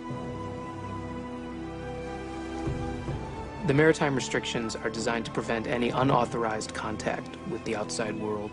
They're designed to control trade, and they're designed to prevent Christian missionaries from reaching Japan and being able to proselytize. And they form the bedrock of Tokugawa foreign policy for the life of the shogunate, which is sometimes called the beginning of the isolation of Japan.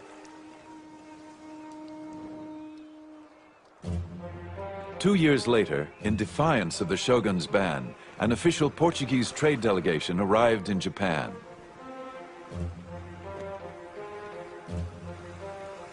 The shogun showed no mercy and ordered the execution of 57 of those aboard, ambassadors and their crew. He ordered the ship burned. The few survivors were sent back with this warning. A similar penalty will be suffered by all who come to these shores from Portugal, whether they be ambassadors or sailors, whether they come by error or driven by storm. Even more, if the King of Portugal, or even the God of the Christians were to come, they would all pay the very same penalty.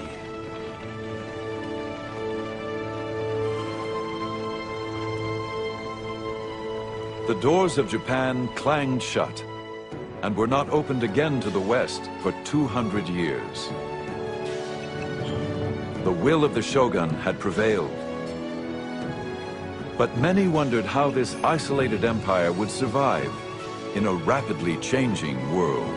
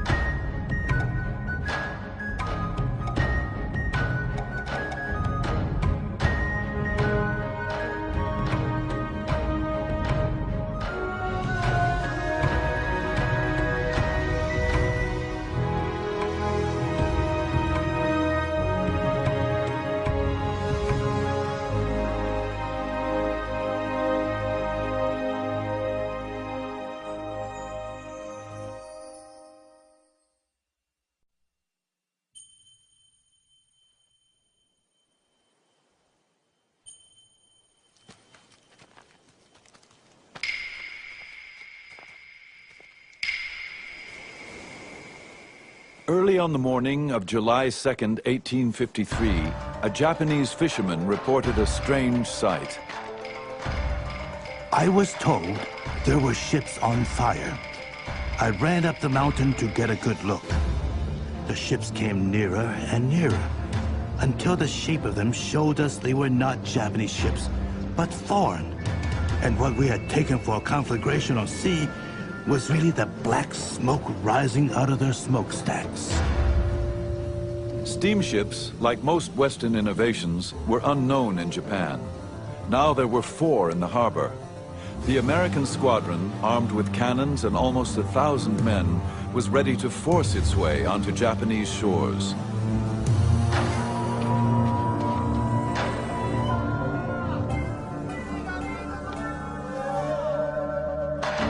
Japan was a land shrouded in mystery, a warrior society ruled by the powerful Tokugawa shogunate. They had successfully kept the West at bay for over 200 years. But now the Western powers demanded entry. Could the samurai nation repel the industrial might of a determined West? These are the memoirs of Japan's secret empire.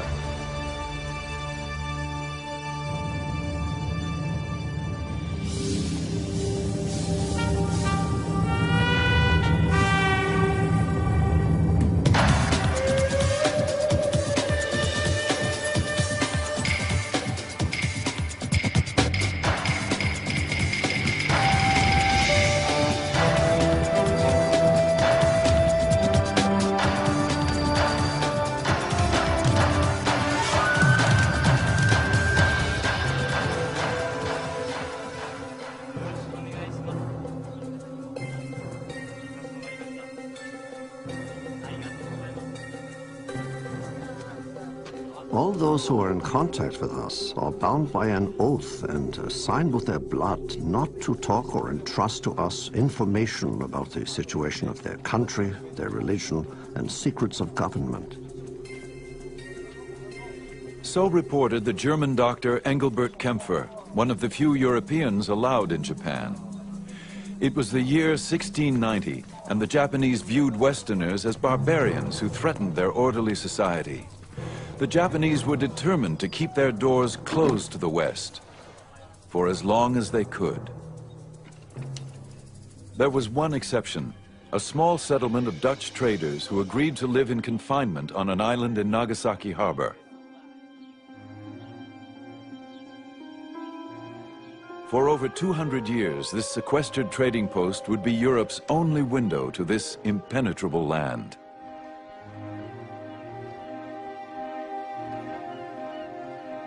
The Dutch East Indies Company sent Dr. Kempfer to provide medical care for the Dutch community. He was also asked to gather information about the everyday life of the Japanese. It would not be an easy task. We are strictly and strongly guarded from the inside and the outside by various guards treating us not like honest men, but like criminals, traitors, spies, prisoners, or to say the least, hostages of the shogun. This jail goes by the name of Dejima. The Dutch lived like prisoners on Dejima. But Kempfer was fascinated by the opportunity to write about something nobody else could get access to. Dejima was tiny. Kempfer counted 236 steps across and 82 wide. There were never more than 19 men allowed on the island at a time, and never any Western women. Far from home, the men did what they could to transform the unfamiliar Japanese-style buildings into a little touch of Holland. They placed chairs and high tables on the woven grass mats, replaced futons with poster beds, and insisted on being served Dutch food rather than eating Japanese.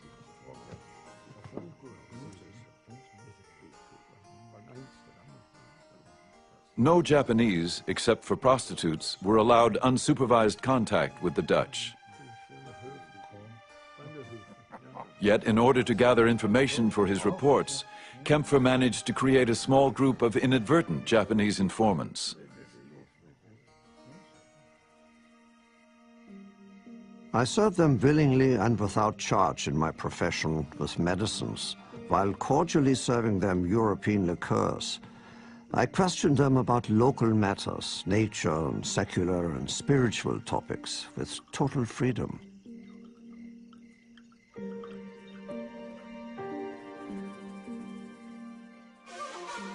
The Japanese were as inquisitive as Kempfer. The Dutch settlement was their window to the exotic world of the West. But the trickle of information that arrived from overseas was carefully guarded. Every time a Dutch ship arrived, the Dutch ship would have the latest news from Europe, and that news would be given to the Dutch authorities in Nagasaki, and then that news would be translated into Japanese and rushed immediately to the headquarters of the shogun. The ruler of Japan, the shogun, hungered for news of the outside world. He commanded the Westerners to present themselves at his castle once a year. The only time Kempfer really saw Japan was when he traveled from Nagasaki to Edo, which was the shogun's capital.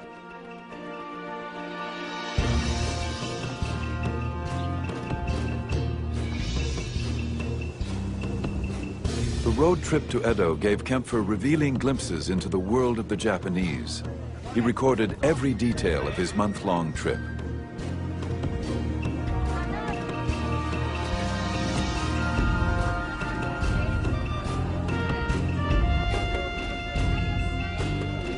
We received many of the honors that are generally shown to the provincial lords. The roads are swept with brooms and water to keep the dust down. In the houses bordering the road, people kneel behind the blinds, watching our procession in profound silence.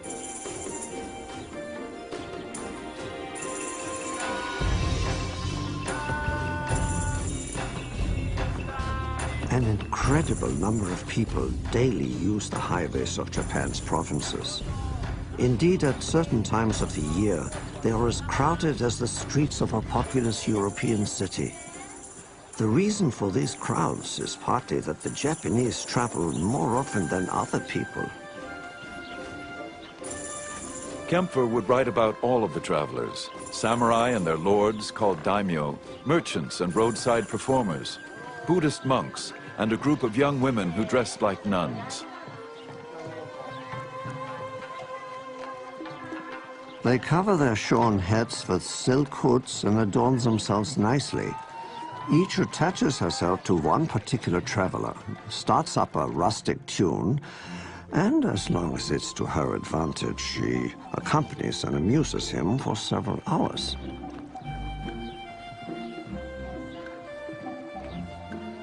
As the road traffic grew, so did the number of merchants who catered to the travelers' needs.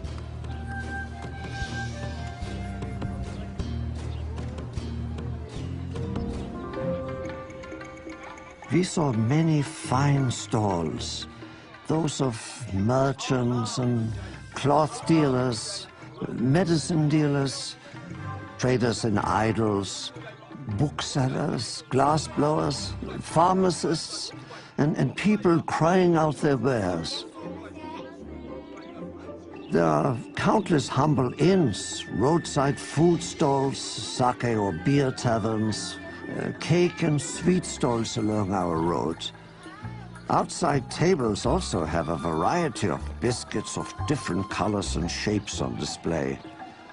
They are pretty to look at, but are generally so tough that it is difficult to move one's teeth if one attempts to chew them.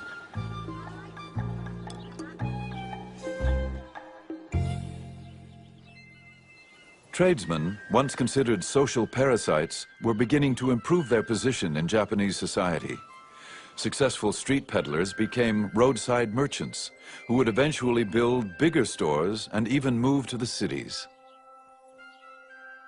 Kempfer was witnessing a changing way of life in Japan that would soon shake the very foundations of this highly ordered society. The samurai weren't allowed to engage in trade, so the merchants' standard of living was rising, while that of the samurai was falling, and that was just not appropriate for Tokugawa society, where the samurai were the top class. The samurai were the elite ruling class, less than 10% of the population. In Tokugawa, Japan, one was born a samurai, and only a samurai had the right to carry 2 swords. Obligation and loyalty to one's daimyo master formed the basis of their warrior code.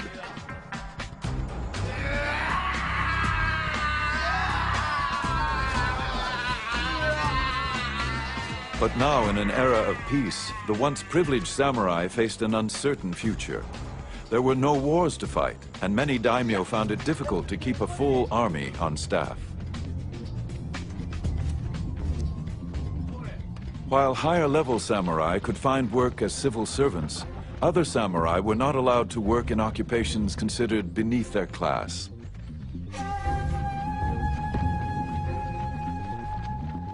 An increasing number of unemployed samurai, called ronin, wandered the countryside looking for a new master.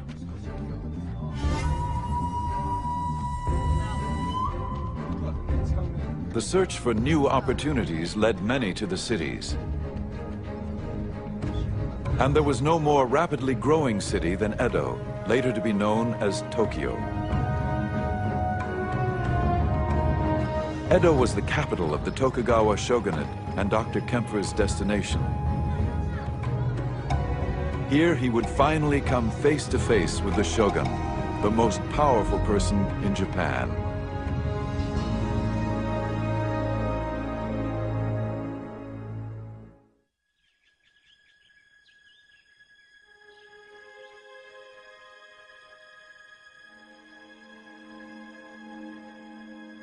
When Dr. Kempfer arrived in Edo, he was sequestered in guarded quarters for 2 weeks.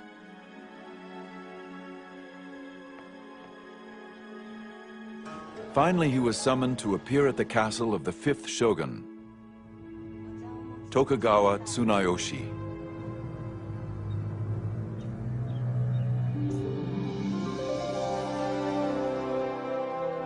The shogun's residence is spacious with many long corridors and large rooms which can be closed off by sliding partitions.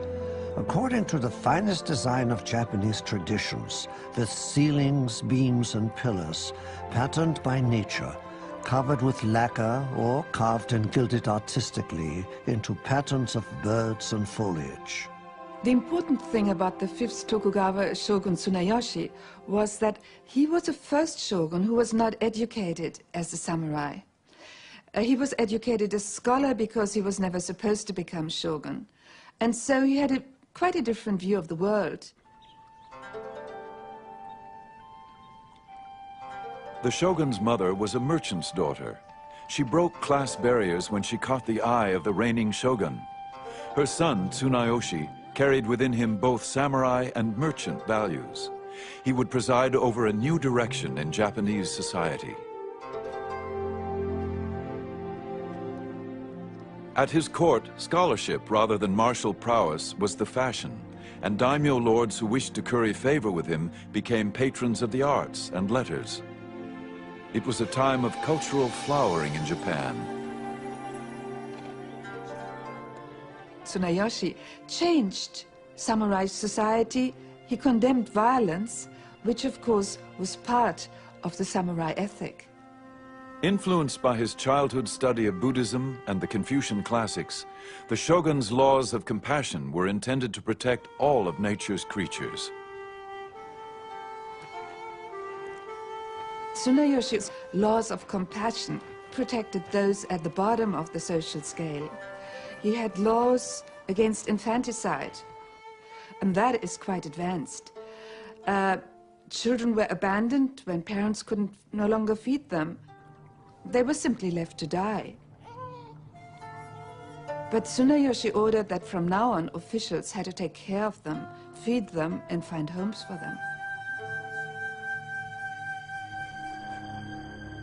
But Tsunayoshi was also known for lavishing the national treasury on his own pleasures, and he began to pursue his reforms to harsh and unpopular extremes. Born in the year of the dog, Tsunayoshi issued strict laws protecting dogs. The samurai kept large number of dogs in their mansions. And those who were not wanted were let go and roamed the city, and often attacked children. Nobody wanted to be responsible for a dog, but he of course could not order that these dogs be killed. He ended up building dog pounds, and apparently there were eventually some 40,000 dogs which were fed in dog pounds, and of course the feudal lords, the daimyo, had to pay for that. Tsunayoshi would become known as the dog shogun. Dr. Kempfer observed with humor, when dogs die, they are carried up the mountains and buried no less carefully than people. A certain farmer laboriously carrying his dead dog up the hill complained to his neighbor about the year of the birth of the shogun. The other replied, "My friend, let us not complain. If he was born in the year of the horse, our load would be much heavier." It was the dog shogun who Dr. Kempfer was finally summoned to meet. After a month-long trip and 2 weeks of waiting, Kempfer was so impressed with the experience, he drew sketches to illustrate his account of the command performance. After we had been drilled for 2 hours, he ordered us to take off our cloaks, to dance, to jump, to play the drunkard, to speak broken Japanese, to sing. At the demand of the shogun, we had to put up with providing such amusements and perform innumerable other monkey tricks. Engelbert Kempfer and the 5th shogun shared one thing, and that was a great curiosity. But at the audience, the shogun sat behind a bamboo screen. And he asked Kempfer to come close to the bamboo screen, even take his wig off, and dance and sing for him. And Kempfer strained his eyes to be able to see what the shogun looked like and his wives behind the bamboo screen. But they never were able to talk to each other directly.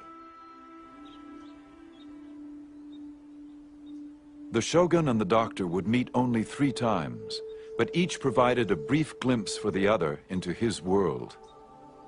Kempfer's account of Japan became a bestseller. It first appeared in English, then it was translated into Dutch, French, several translations, even Russian. And basically, all knowledge until the 20th century was based on Kempfer's so-called history of Japan.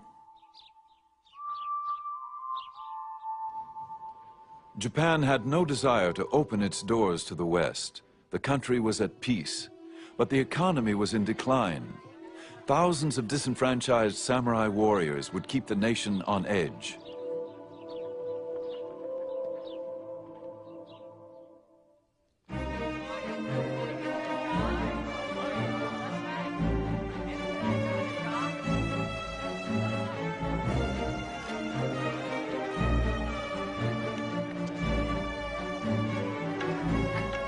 By the beginning of the 18th century, Edo was probably the largest city in the world, with over 1 million people.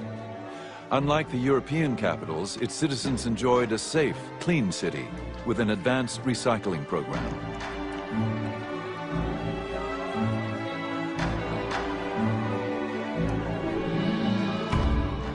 And it was prosperous beyond measure. Copper coins flow like currents of water, while silver piles up like drifting snow. Every morning, fish are sold in such quantities that one may well wonder whether or not the supply in the seas has been exhausted.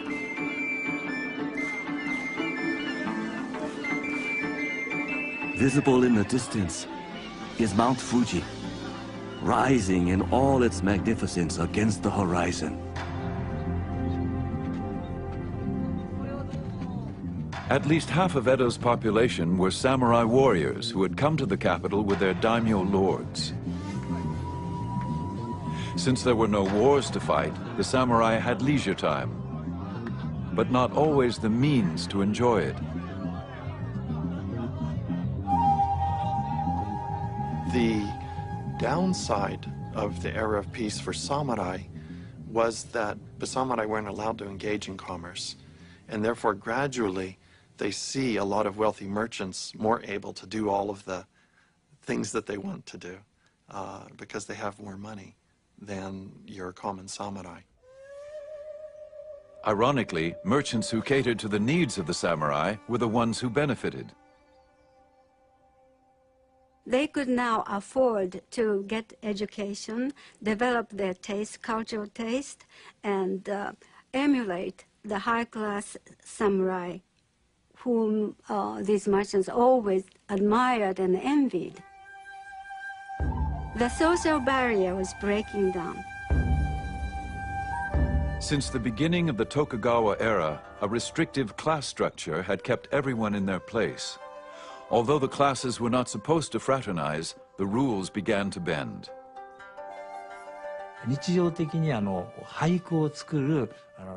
In social situations, such as the popular haiku clubs, where both samurai and merchants were both active participants, rather than addressing each other by their acknowledged family names, each would create a pen name. In this way, they freed themselves from adhering to the rigid rules demanded by their social standing.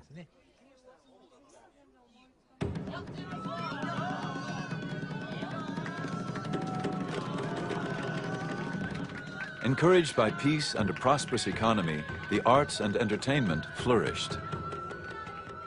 Samurai interest in education had encouraged literacy among all social groups. 85% of the male population of Edo were avid readers. In 1800, there are about 120 or more haiku poetry circles. And also there are about 500 bookstores and very active publishing activities. The people demanded these books and information. They want to read exciting fictions. Some of the best-selling novels of the day were written by a merchant-turned-author named Ihara Saikaku. His books celebrated the era's emerging pop culture, a totally new genre in Japanese fiction. Saikaku haunted the streets of Edo for his literary material. He knew prostitutes and daimyo, as well as beggars and merchants. And he wrote about them all with unabashed candor and ribald humor, especially the newly prosperous merchants who tried to emulate the refined samurai.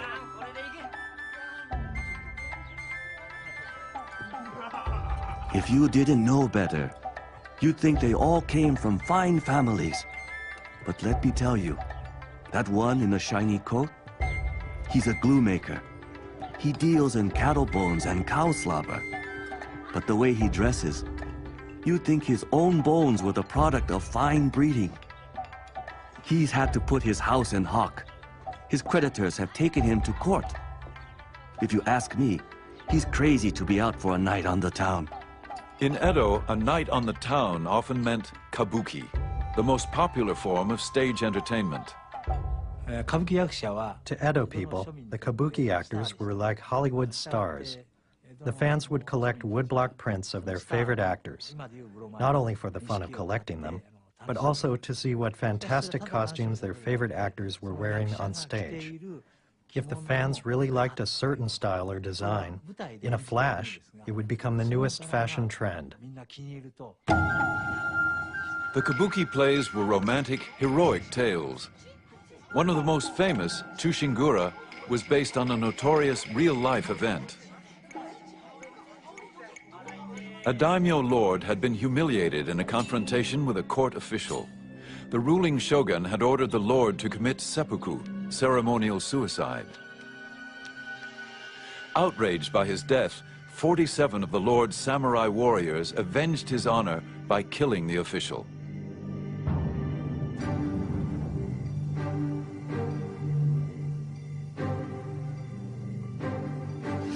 This presented the ruling shogun with a dilemma.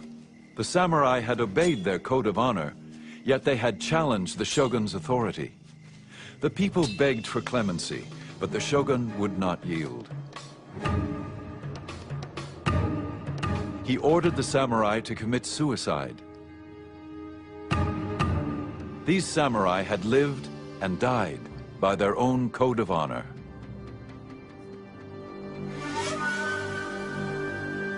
The incident captured the public's attention like no other. Soon these men were immortalized on the kabuki stage, a nostalgic tribute to a bygone era.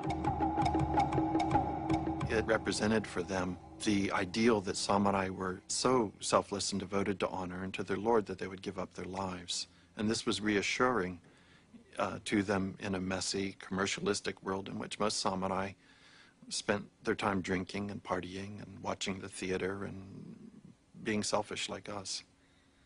Here there are 47 samurai, really act like warriors.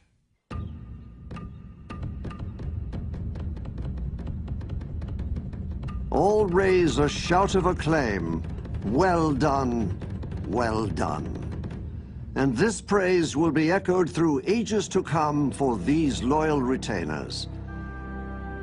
We have recorded here their glory, ever renewed like the leaves of the bamboo. The honor of the samurai would live on in myth and legend.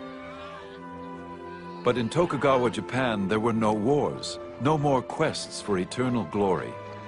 In real life, the samurai would have to find another outlet for their passion.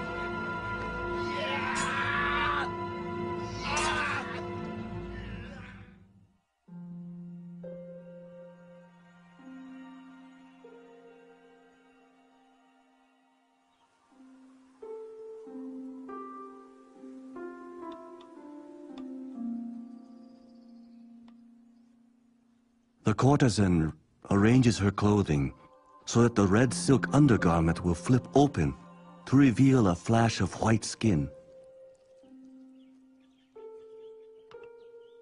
When men witness such a sight, they go insane and spend the money they are entrusted with, even if it means literally losing their heads the next day. But most men only gape, envious of the men who can pay the courtesan's price.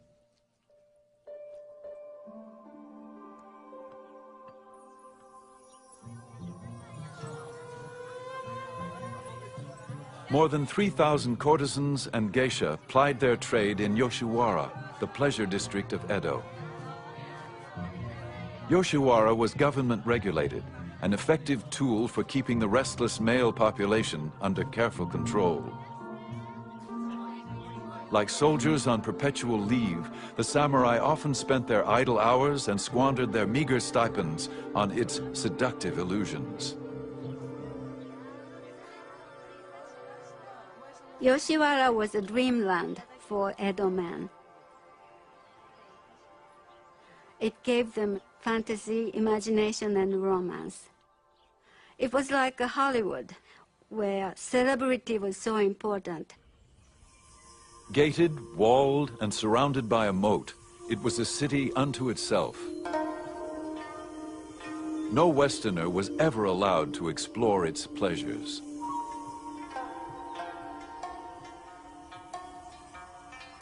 There was a distinct difference between the geisha and the courtesans. Geisha were professional entertainers. They did not rely on sex for entertaining men. They had their music, their singing, playing musical instruments, and dancing. Whereas the courtesans entertained the clients with a conversation and sexual gratifications.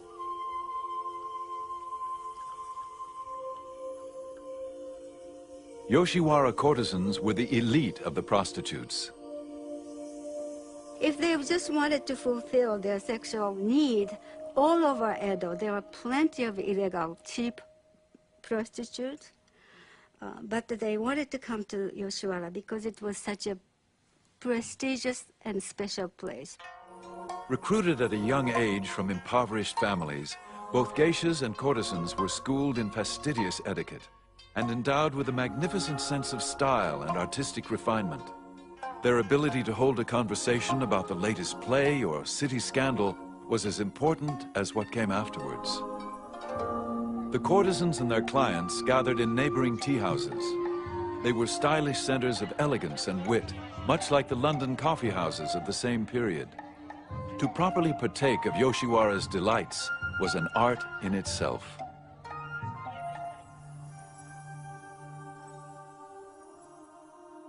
And the Yoshiwara courtesans were trained to think that they were better than their clients.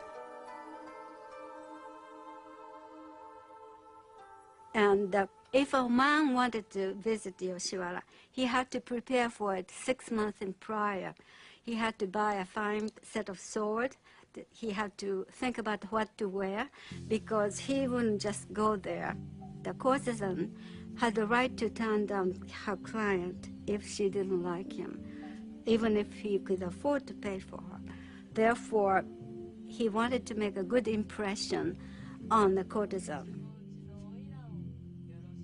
And then, once he's committed to her, he had no right to see other women. And if he, on the sly, went to see any other person, the courtesan's entourage had every right to punish him. His hair would cut off, he would be made to wear woman's red kimono, and he would be taunted by everyone. Yoshiwara nurtured its own unique customs, art, fashion, and language. It was a world seemingly set adrift from the harsh realities of life.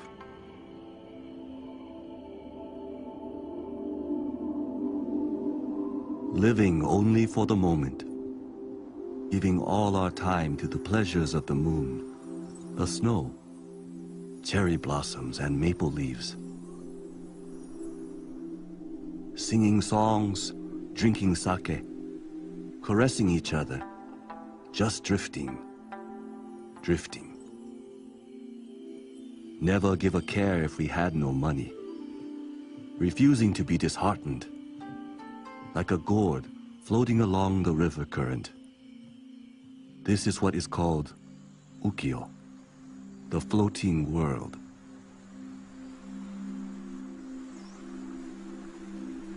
But the word ukiyo still retained its Buddhistic sense of this transitory life. Its impermanence, this life's suffering, was still there, particularly for the courtesans and prostitutes, all of whom had some kind of trouble. They were very unhappy, and yet they had to present a very brilliant, gay, external appearance to the general public.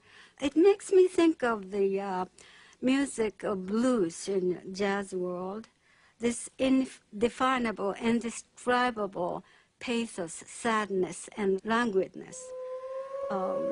This is very reminiscent of the word ukiyo to me.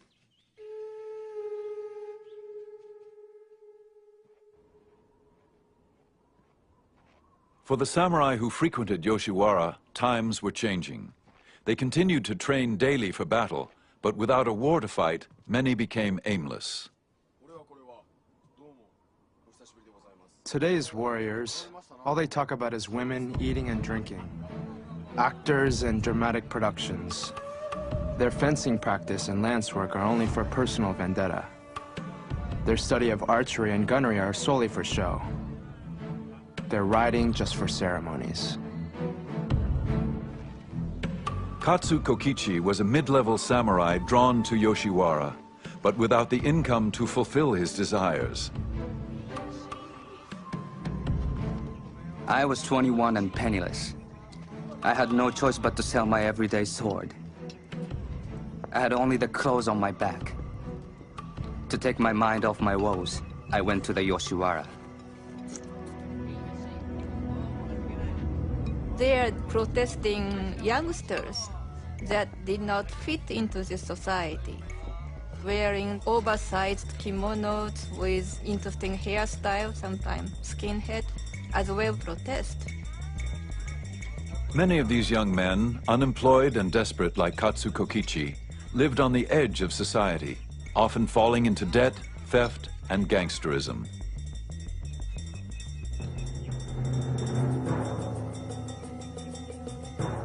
When we entered the shrine precinct, a couple of sharp-looking characters sauntered up to us, humming a tune. Without warning, my body spat in the face of one of the men.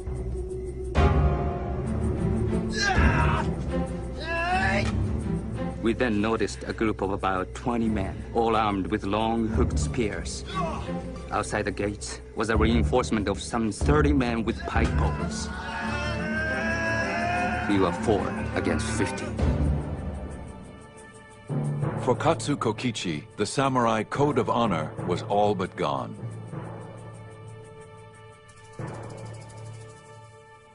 By the middle of the 18th century, the expensive delights of Yoshiwara were no longer affordable for most samurai. The pleasure district took on an increasingly ugly edge. And the brothel keepers lost their pride. They had become slaves of money-making, and they became much less compassionate. Some of them became very, very cruel and treated prostitutes miserably, and there was some death. Toward the end of the period, the sick prostitutes were not given medication or care, and when they died, they were just thrown into a pit for nameless dead. Feeling alone, just like floating weeds cut off at the root, I may just follow where the water may take me.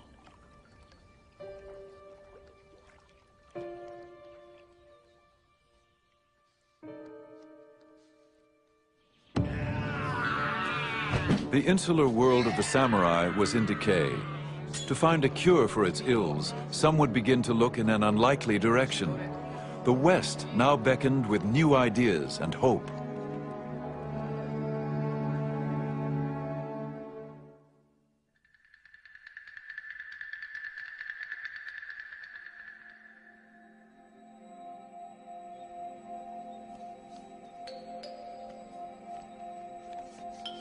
I couldn't read a word, of course, but drawings of the viscera, bones, and muscles were quite unlike anything I had previously seen. Physician Sugita Genpaku couldn't read Dutch, but when he stumbled upon a Dutch anatomy book, he was stunned by the drawings. He had never seen anything like it in his Chinese medical books. In the mid-18th century, Western books, first brought clandestinely from the Netherlands, piqued the interest of many Japanese scientists and doctors.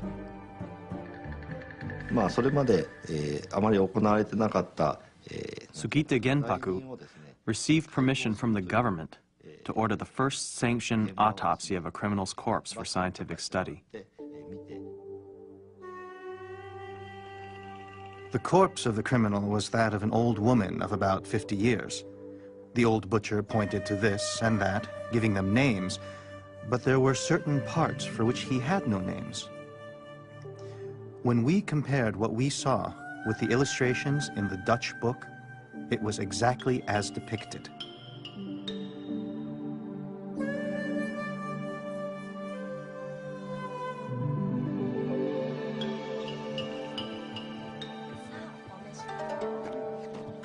Dr. Sugita and his friends reflected on how shameful it was that they had tried to treat their patients without a true knowledge of the human body. He vowed to learn more. He taught himself Dutch so he could translate the book.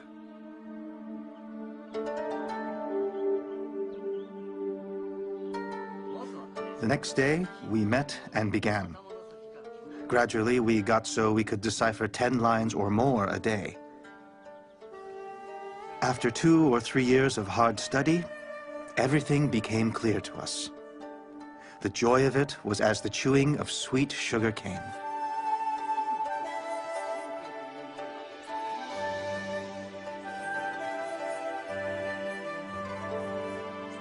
In 1774, the shogun granted Dr. Sugita permission to publish the medical book so he could share his knowledge with other doctors. This book became part of a growing interest in Dutch learning, known as Rangaku.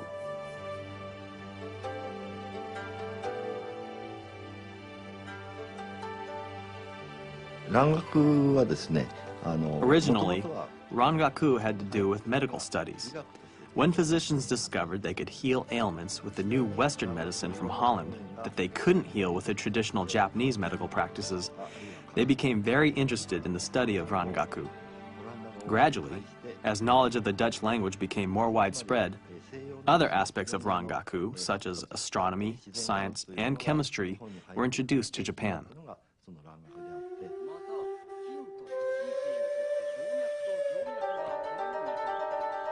Almost 100 years after Dr. Engelbert Kempfer, the desire for Western knowledge would initiate the push to open the door to Japan from the inside.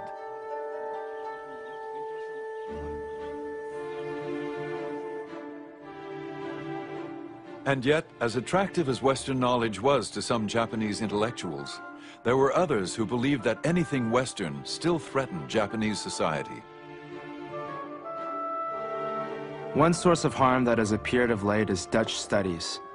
These students have been taken in by the weakness of some for novel gadgets and rare medicines which delight the eye and enthrall the heart. If someday the treacherous foreigner should take advantage of the situation and lure ignorant people to his ways, our people will adopt such practices as eating dogs and sheep, and no one will be able to stop it. It is like nurturing barbarians within our own country.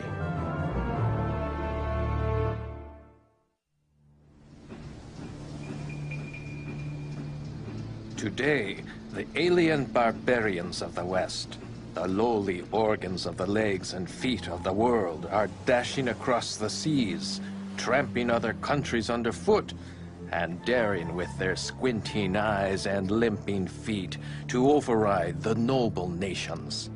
What manner of arrogance is this? Japan had managed to keep the alien barbarians at bay for more than 200 years. But now, in the mid-19th century, the West was poised to assert itself. The shogun is faced with a strategic threat on three fronts. From the north, the Russians are coming. From the south, the British are coming. And ultimately, from the east, the Americans come. The new country of the United States of America was on the move.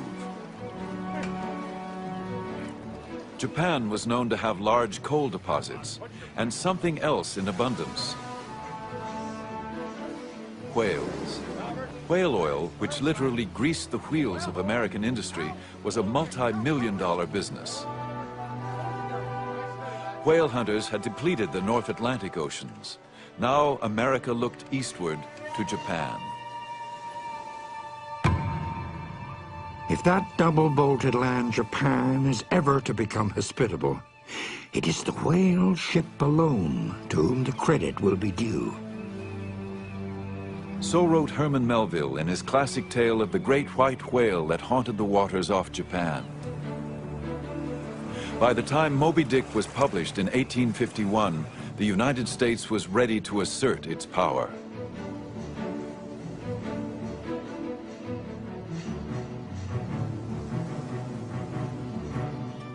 Japan's leaders were aware of the growing push towards their shores. The shogunate had been preparing for the arrival of the West for decades. They had set up a special translation bureau, which was gathering information about the West, translating atlases, translating dictionaries, developing a set of foreign affairs specialists. Key advisors warned of an imminent foreign threat. They urged the shogun to bolster his defenses. We should build warships. Then if barbarians come to our sea, we should shoot every single one of them.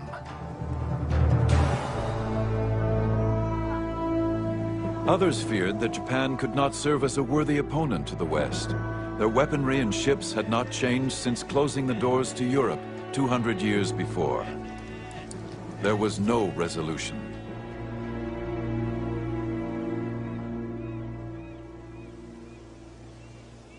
Then, early in the morning on July 2nd, 1853, a local fisherman reported this strange sight. I was told there were ships on fire. I ran up to the mountain to get a good look.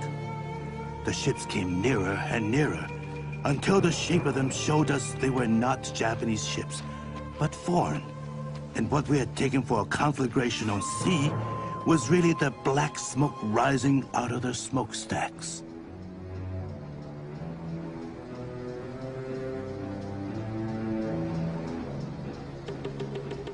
These steamships dwarfed any ship ever built in Japan. To the Japanese, they were the kurofune, the black ships of evil appearance. On board were some 60 cannons and almost 1,000 Americans. And they landed not in the foreigners' port of Nagasaki, but rather in the forbidden waters of Edo Bay, the shogun's own capital city.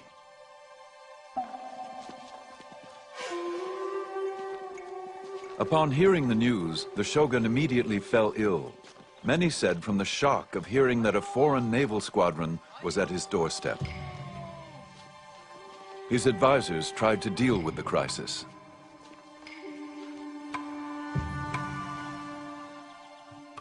Fresh messages arrived one after the other.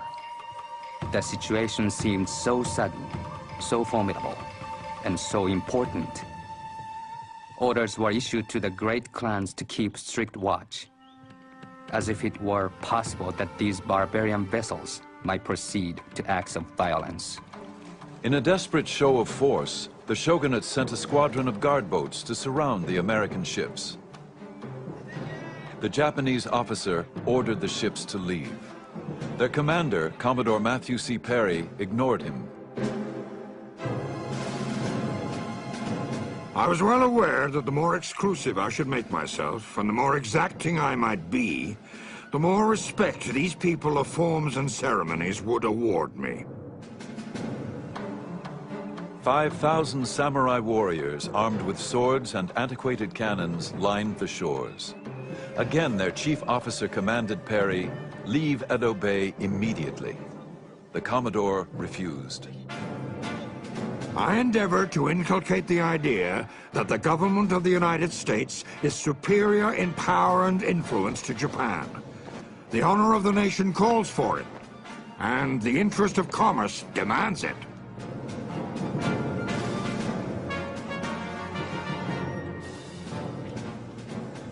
The Japanese on shore watched as Perry's crews readied for action. Cannons were loaded, guns were drawn. Perry came ashore. Perry presented his papers and delivered his ultimatum. He would be back, and he expected Japan to comply with America's demand to open the country for trade. If not, he was prepared to take Japan by force. He would return in the spring for his answer. Then he and his squadron left Edo Bay. Their deportment and manner of expressions were exceedingly arrogant, and the resulting insult to our national dignity was not small. Those who heard could but gnash their teeth and suffer this insult in silence. After the barbarians had retired, a certain person drew his sword and slashed to bits a portrait of their leader, Perry. There was great fear of Perry. There were the portraits of Perry as a devil. There were the portraits of his ships belching fire. All of this served to whip up, near hysteria on the part of portions of the Japanese populace. At the same time, there's fascination. There's fascination with Perry. There's fascination with these ships, these enormous ships that hadn't been seen before. There's fascination with the technological prowess of the Americans. To complicate matters, the shogun had died, and the new shogun was mentally unfit. His advisors took charge, but they could not reach agreement. The head of the shogunate decides that he is going to poll all of the daimyo in Japan. What should the shogunate do? This is a radical break with tradition. The authority of the shogunate is to deal with foreign relations. The title of the shogun, of course, is the great barbarian quelling generalissimo. And yet here is the head of the shogunate asking the daimyo what he should do. Two positions are staked out. One, being known as the open the country argument. The Americans do not understand the ethics of humanity and justice. There will be no choice but to start trade with them. The other side being revere the emperor and expel the barbarian. The Americans have come to seize Japan. Therefore, if we don't drive them away now, the other foreign powers will follow. We are in a dangerous situation. While the debate raged, the shogunate remained indecisive.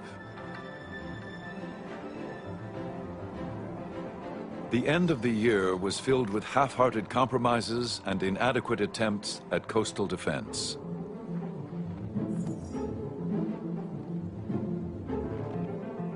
Then, in February, Perry returned earlier than expected. This time, his show of force was even more ominous. He arrived with double the ships and crew. The honor of the Japanese had been challenged, but they had no means to defend it. Their only hope lay in negotiation.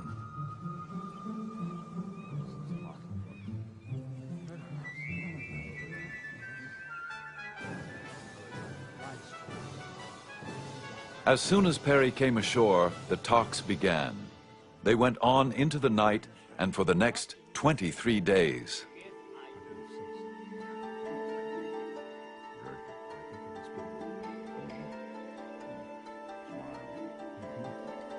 In the end, the treaty was a compromise, which served both countries' interests. Perry got what he wanted, which was to establish a relationship between Japan and the United States. The shogunate got what it wanted in not surrendering its control over foreign relations and opening Japan up to unregulated trade. I'm not sure that the shogunate has been given enough credit for choosing peace over war. And you can say that the shogunate chose to open up relations with America and the West out of weakness, but it didn't have to.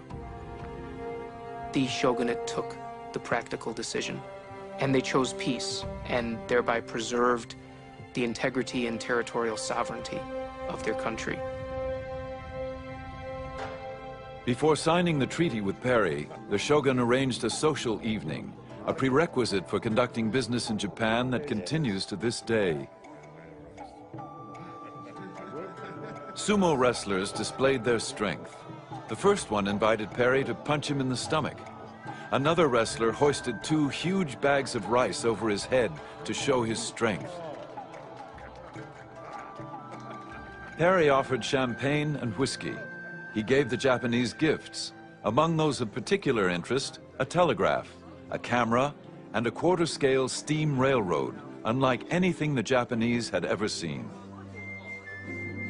Japanese engineers would quickly make plans to replicate them.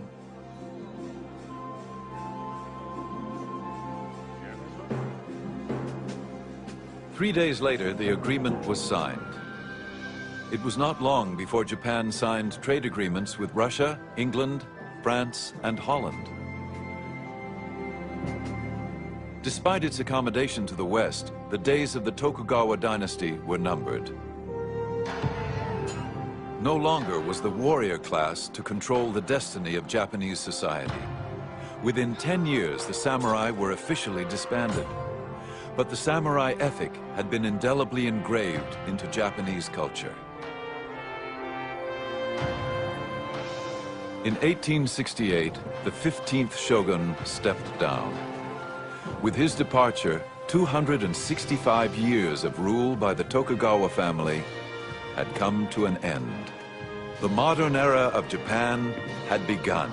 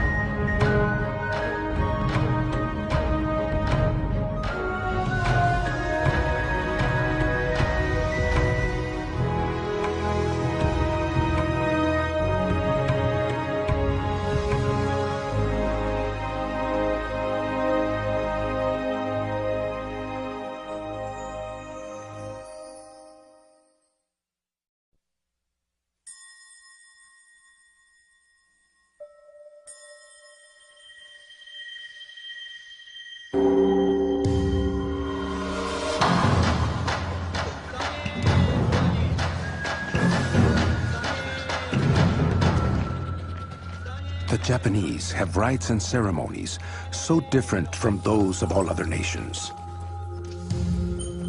The things they do are beyond imagining, and it may be truly said that Japan is a world the reverse of Europe.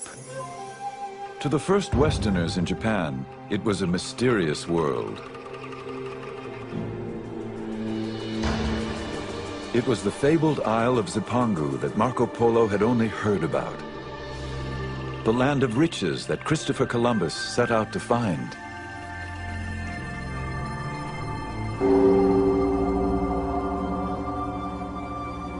When the Portuguese arrived in Japan in 1543, they encountered a country embroiled in civil war.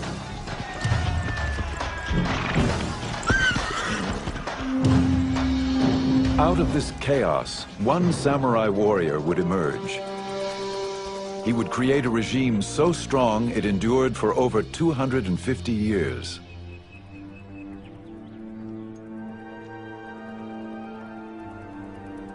Witnesses to this world, both Western observers and Japanese, wrote of these changing times. Theirs is a story of flowering culture, of poetic ritual, and of rigid power struggles. It is the saga of opening trade with Europe and then closing its doors to the West. These are the memoirs of Japan's secret empire.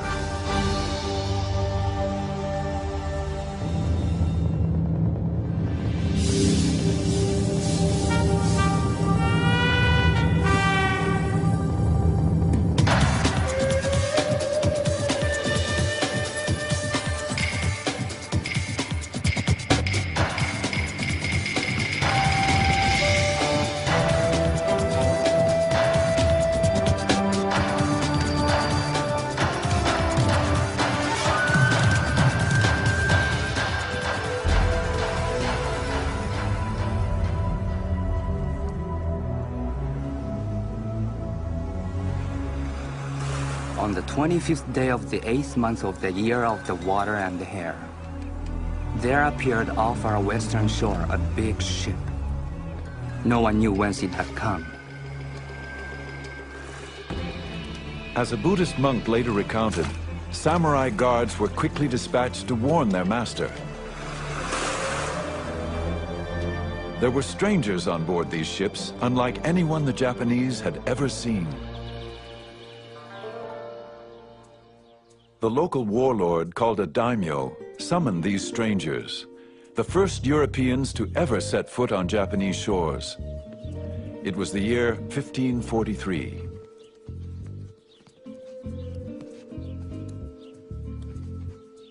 When these Portuguese merchants arrived, the daimyo was intrigued by their peculiar, unknown weapons. The Japanese always liked novel things, new things, a fad, so to speak.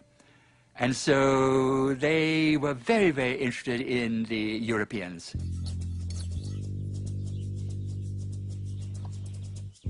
After he watched the Portuguese shoot down a duck, the daimyo purchased 2 guns and put his swordsmith to work making copies.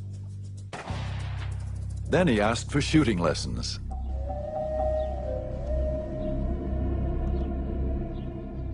These first Europeans, their guns and their religion, would have unforeseeable consequences.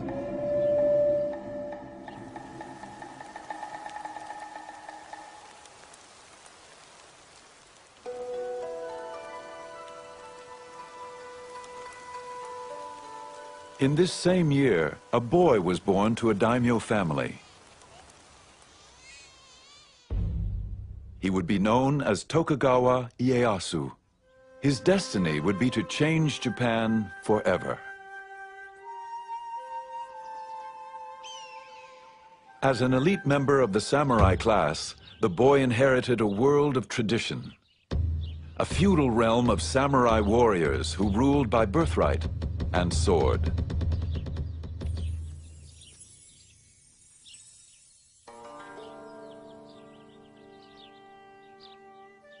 The son of a daimyo lord, Ieyasu would soon have to give up children's games for the politics of war.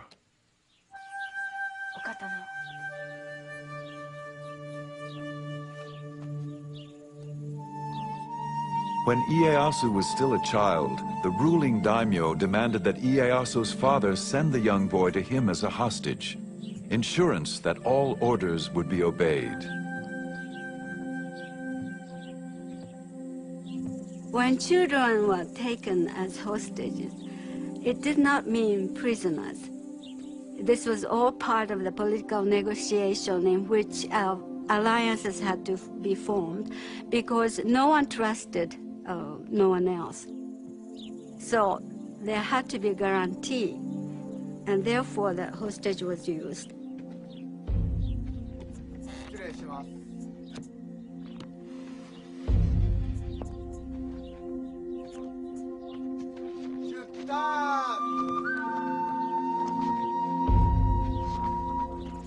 As a hostage, the young samurai boy traveled in the style befitting his daimyo rank.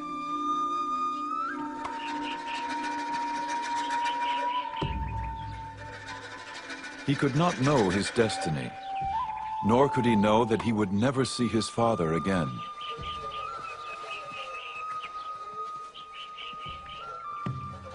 He would grow up a hostage, his life captive to the turmoil of civil war.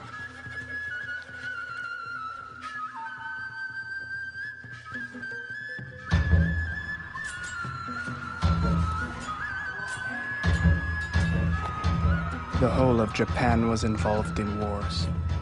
Treachery was rampant and nobody trusted his neighbor. They would enter into league with one faction and then desert it for another, as the winds of fortune blew.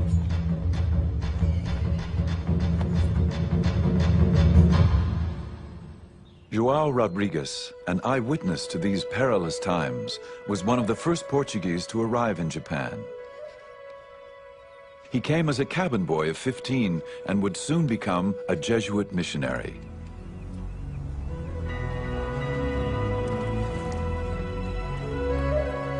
As Portuguese merchants traversed the oceans in search of new ports for trade, Jesuit missionaries accompanied them, searching for souls to save.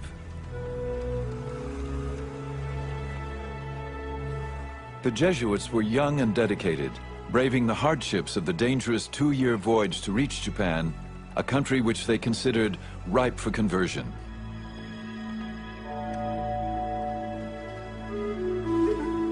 They sent home tantalizing reports of an alien world.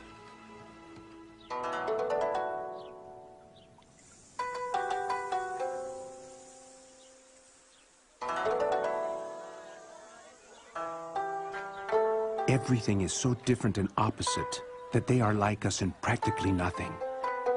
Now, all this would not be surprising if they were like so many barbarians.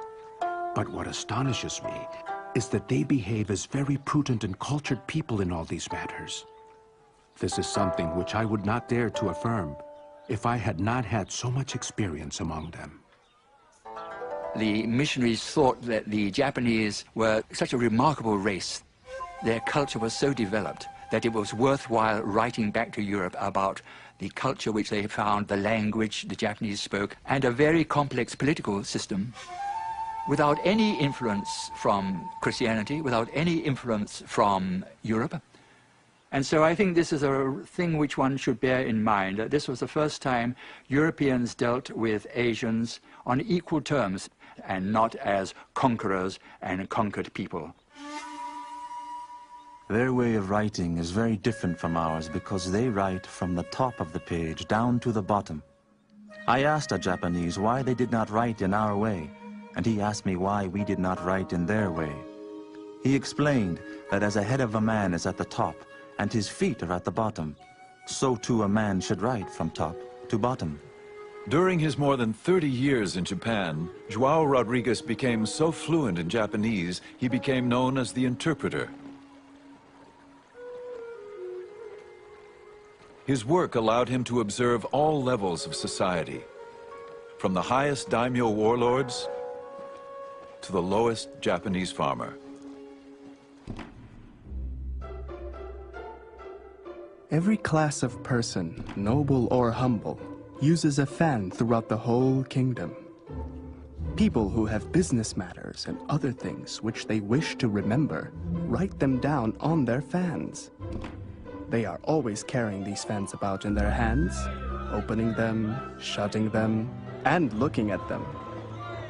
Nobody would go out into the street without one. Your body, controlling your destiny, fate, is the indication of your internal strength. So it's the last moment that you have to stage your death. Seppuku, or harikiri, is the ritual of suicide as practiced by samurai. A samurai warrior carried two swords on his hip, a long one and a short one. The short sword was for cutting open his abdomen. Why would a samurai cut open his abdomen? Well, Japanese, especially samurai, believe that the heart was in the belly. They believed that whether their heart was pure or impure would be revealed when they disemboweled themselves. From the death poem to the final thrust of the dagger, seppuku is a ceremonial ritual of suicide ensuring an honorable death.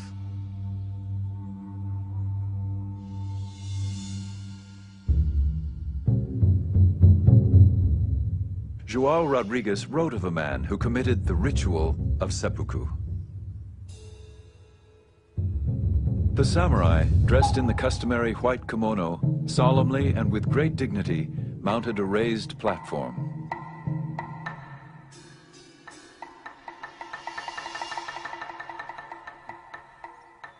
Then, in a loud voice, he told them to watch him carefully as he cut himself open.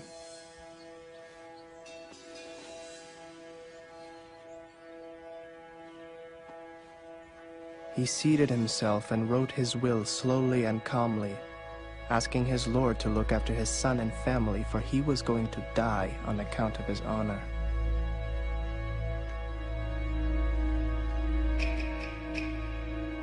He bade farewell, and then in front of them all, he fearlessly cut his belly. And so he died. This sort of thing often happens.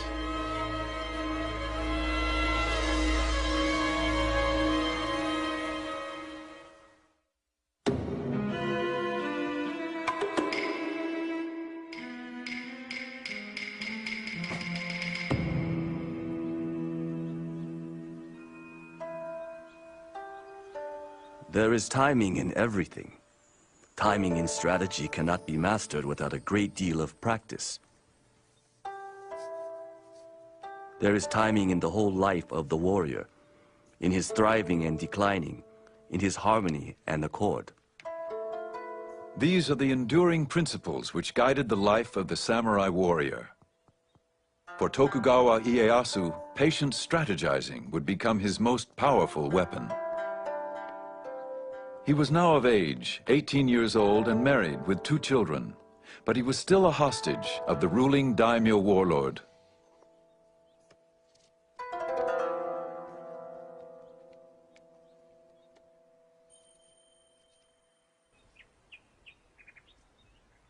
As time passed, Ieyasu strengthened his skills as a warrior, fighting alongside his daimyo master.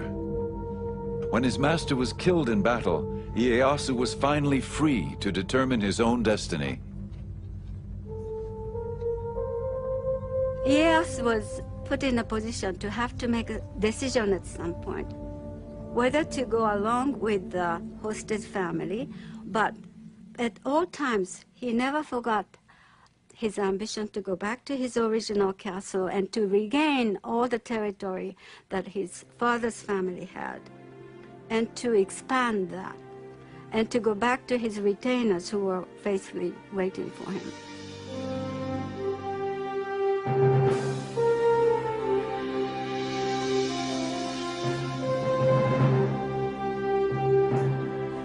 Ieyasu reclaimed his title as an independent lord, a daimyo.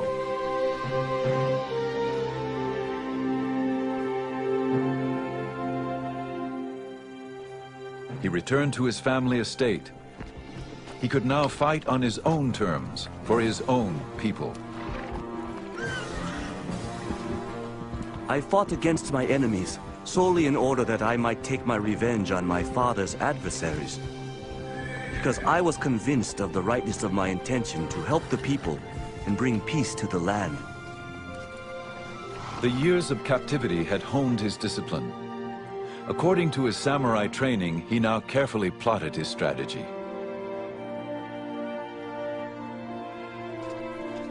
In a crucial move, Ieyasu allied himself with the man who killed his daimyo master, Oda Nobunaga. To blink, but slightly narrow them. Brace your abdomen so that you do not bend at the hips. A legendary swordsman, Miyamoto Musashi, would preserve the way of the samurai in a classic book, The Five Rings. It was a guide to strategy, its philosophy embraced in Japan even to this day. In all forms of strategy, it is necessary to maintain the combat stance in everyday life, and to make your everyday stance your combat stance.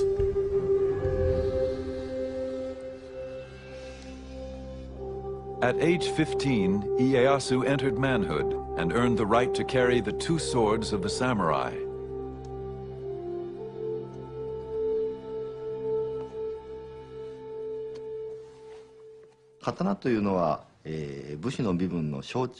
The sword was the symbol of the samurai class. Only the samurai were authorized to carry two swords, a large one and a small one. The samurai, with these two swords, ruled over the farmer and the merchant. You're born into being a samurai, it's a responsibility. Amongst the responsibilities of being a samurai was always carrying one's sword to use to enact justice. If somebody were rude to you, it was your duty to kill them. But still, no samurai would walk around outside without a sword. And if they were caught without a sword, they could be punished for not upholding their duty.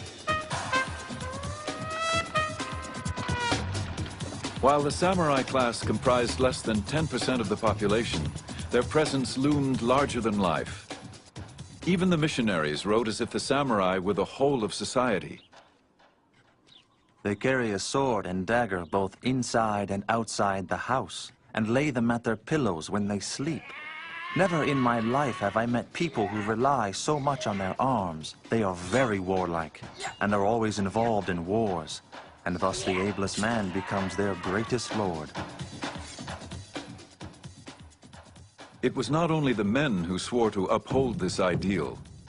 Samurai women were also trained to protect their family.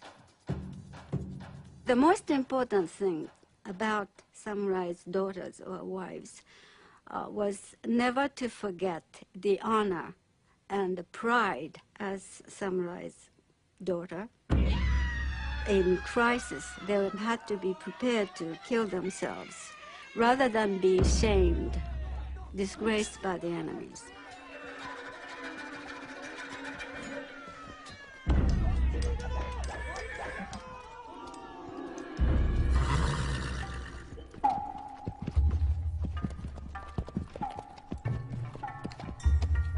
The samurai defended his home and family, but his true glory came on the battlefield, defending his lord against enemies.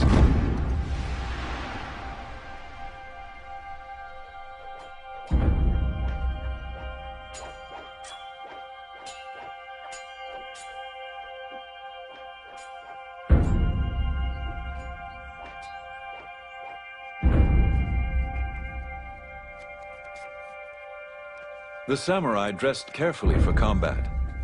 The finely stitched fabric and leather appeared elegant, even fragile. Unseen were the tightly woven plates of steel. Much like his protective armor, a warrior's refined appearance concealed his impenetrable inner core. This ethic, preserved in writings of the samurai, would prepare the warrior to meet life and death with honor.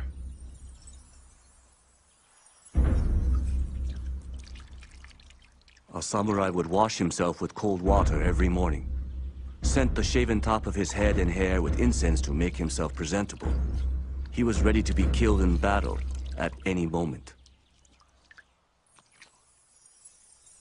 Cherry blossoms are often compared to the samurai, They are a beautiful sight, like the warrior in his shiny armor, but it takes only one big storm for the petals to fall to the ground, just like the warrior in battle.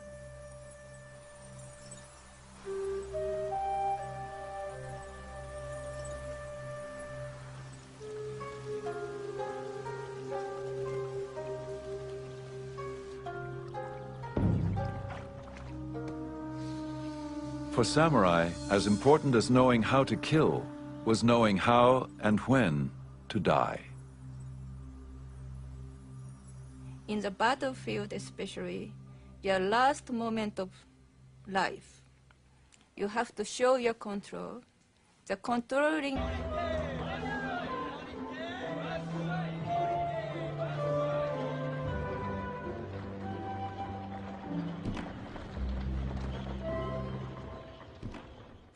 The Japanese, João Rodrigues observed, regarded the Europeans with equal fascination.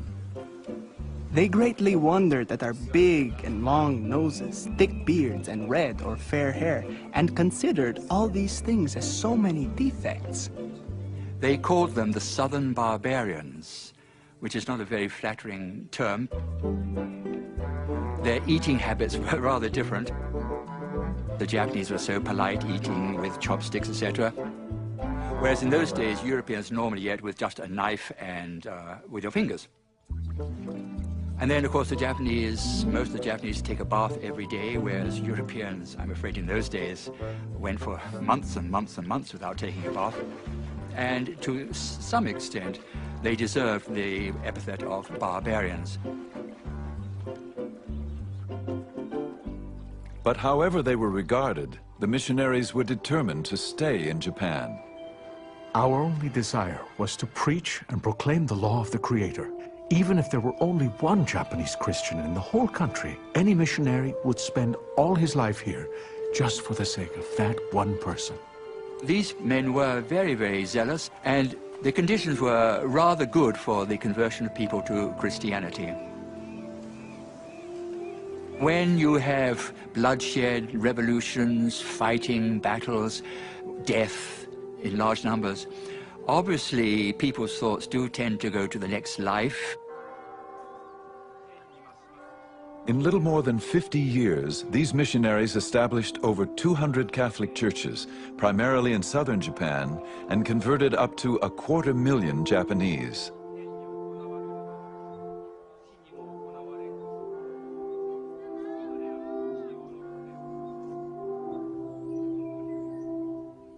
When a Japanese lord or Japanese daimyo changed his religion, he would bring pressure on his people because he had absolute power of life and death on the people below him.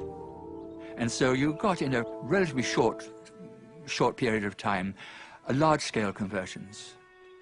But there was another factor that some of the daimyo, when they became Christian, they had certain considerations of commerce in the back of their mind, because where the missionaries went, the Portuguese merchants went.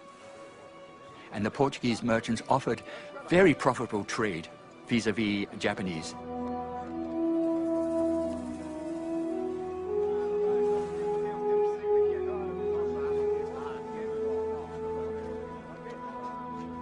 Commerce and religion intertwined.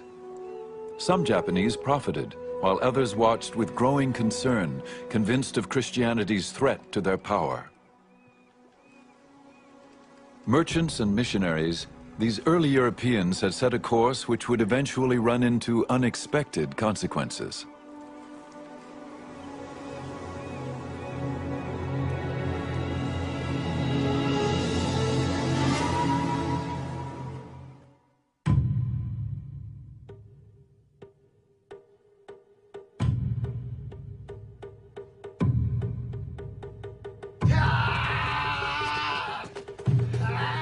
To endure the rigors of never-ending training, to remain clear-minded in the face of grave danger, to face death matter-of-factly, this is the art of kendo, the way of the sword.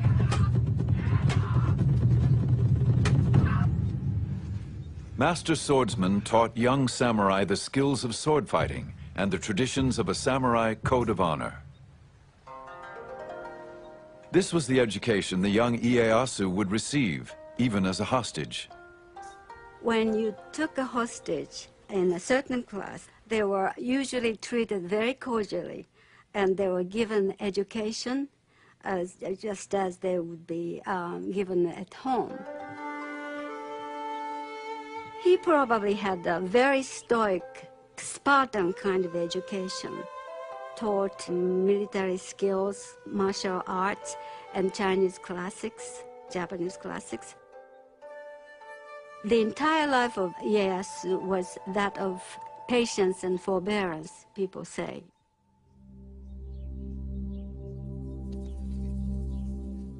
The young hostage, Tokugawa Ieyasu, would learn what it meant to be a samurai. Adopt a stance with the head erect, neither hanging down nor looking up, nor twisted. Do not roll your eyes nor allow them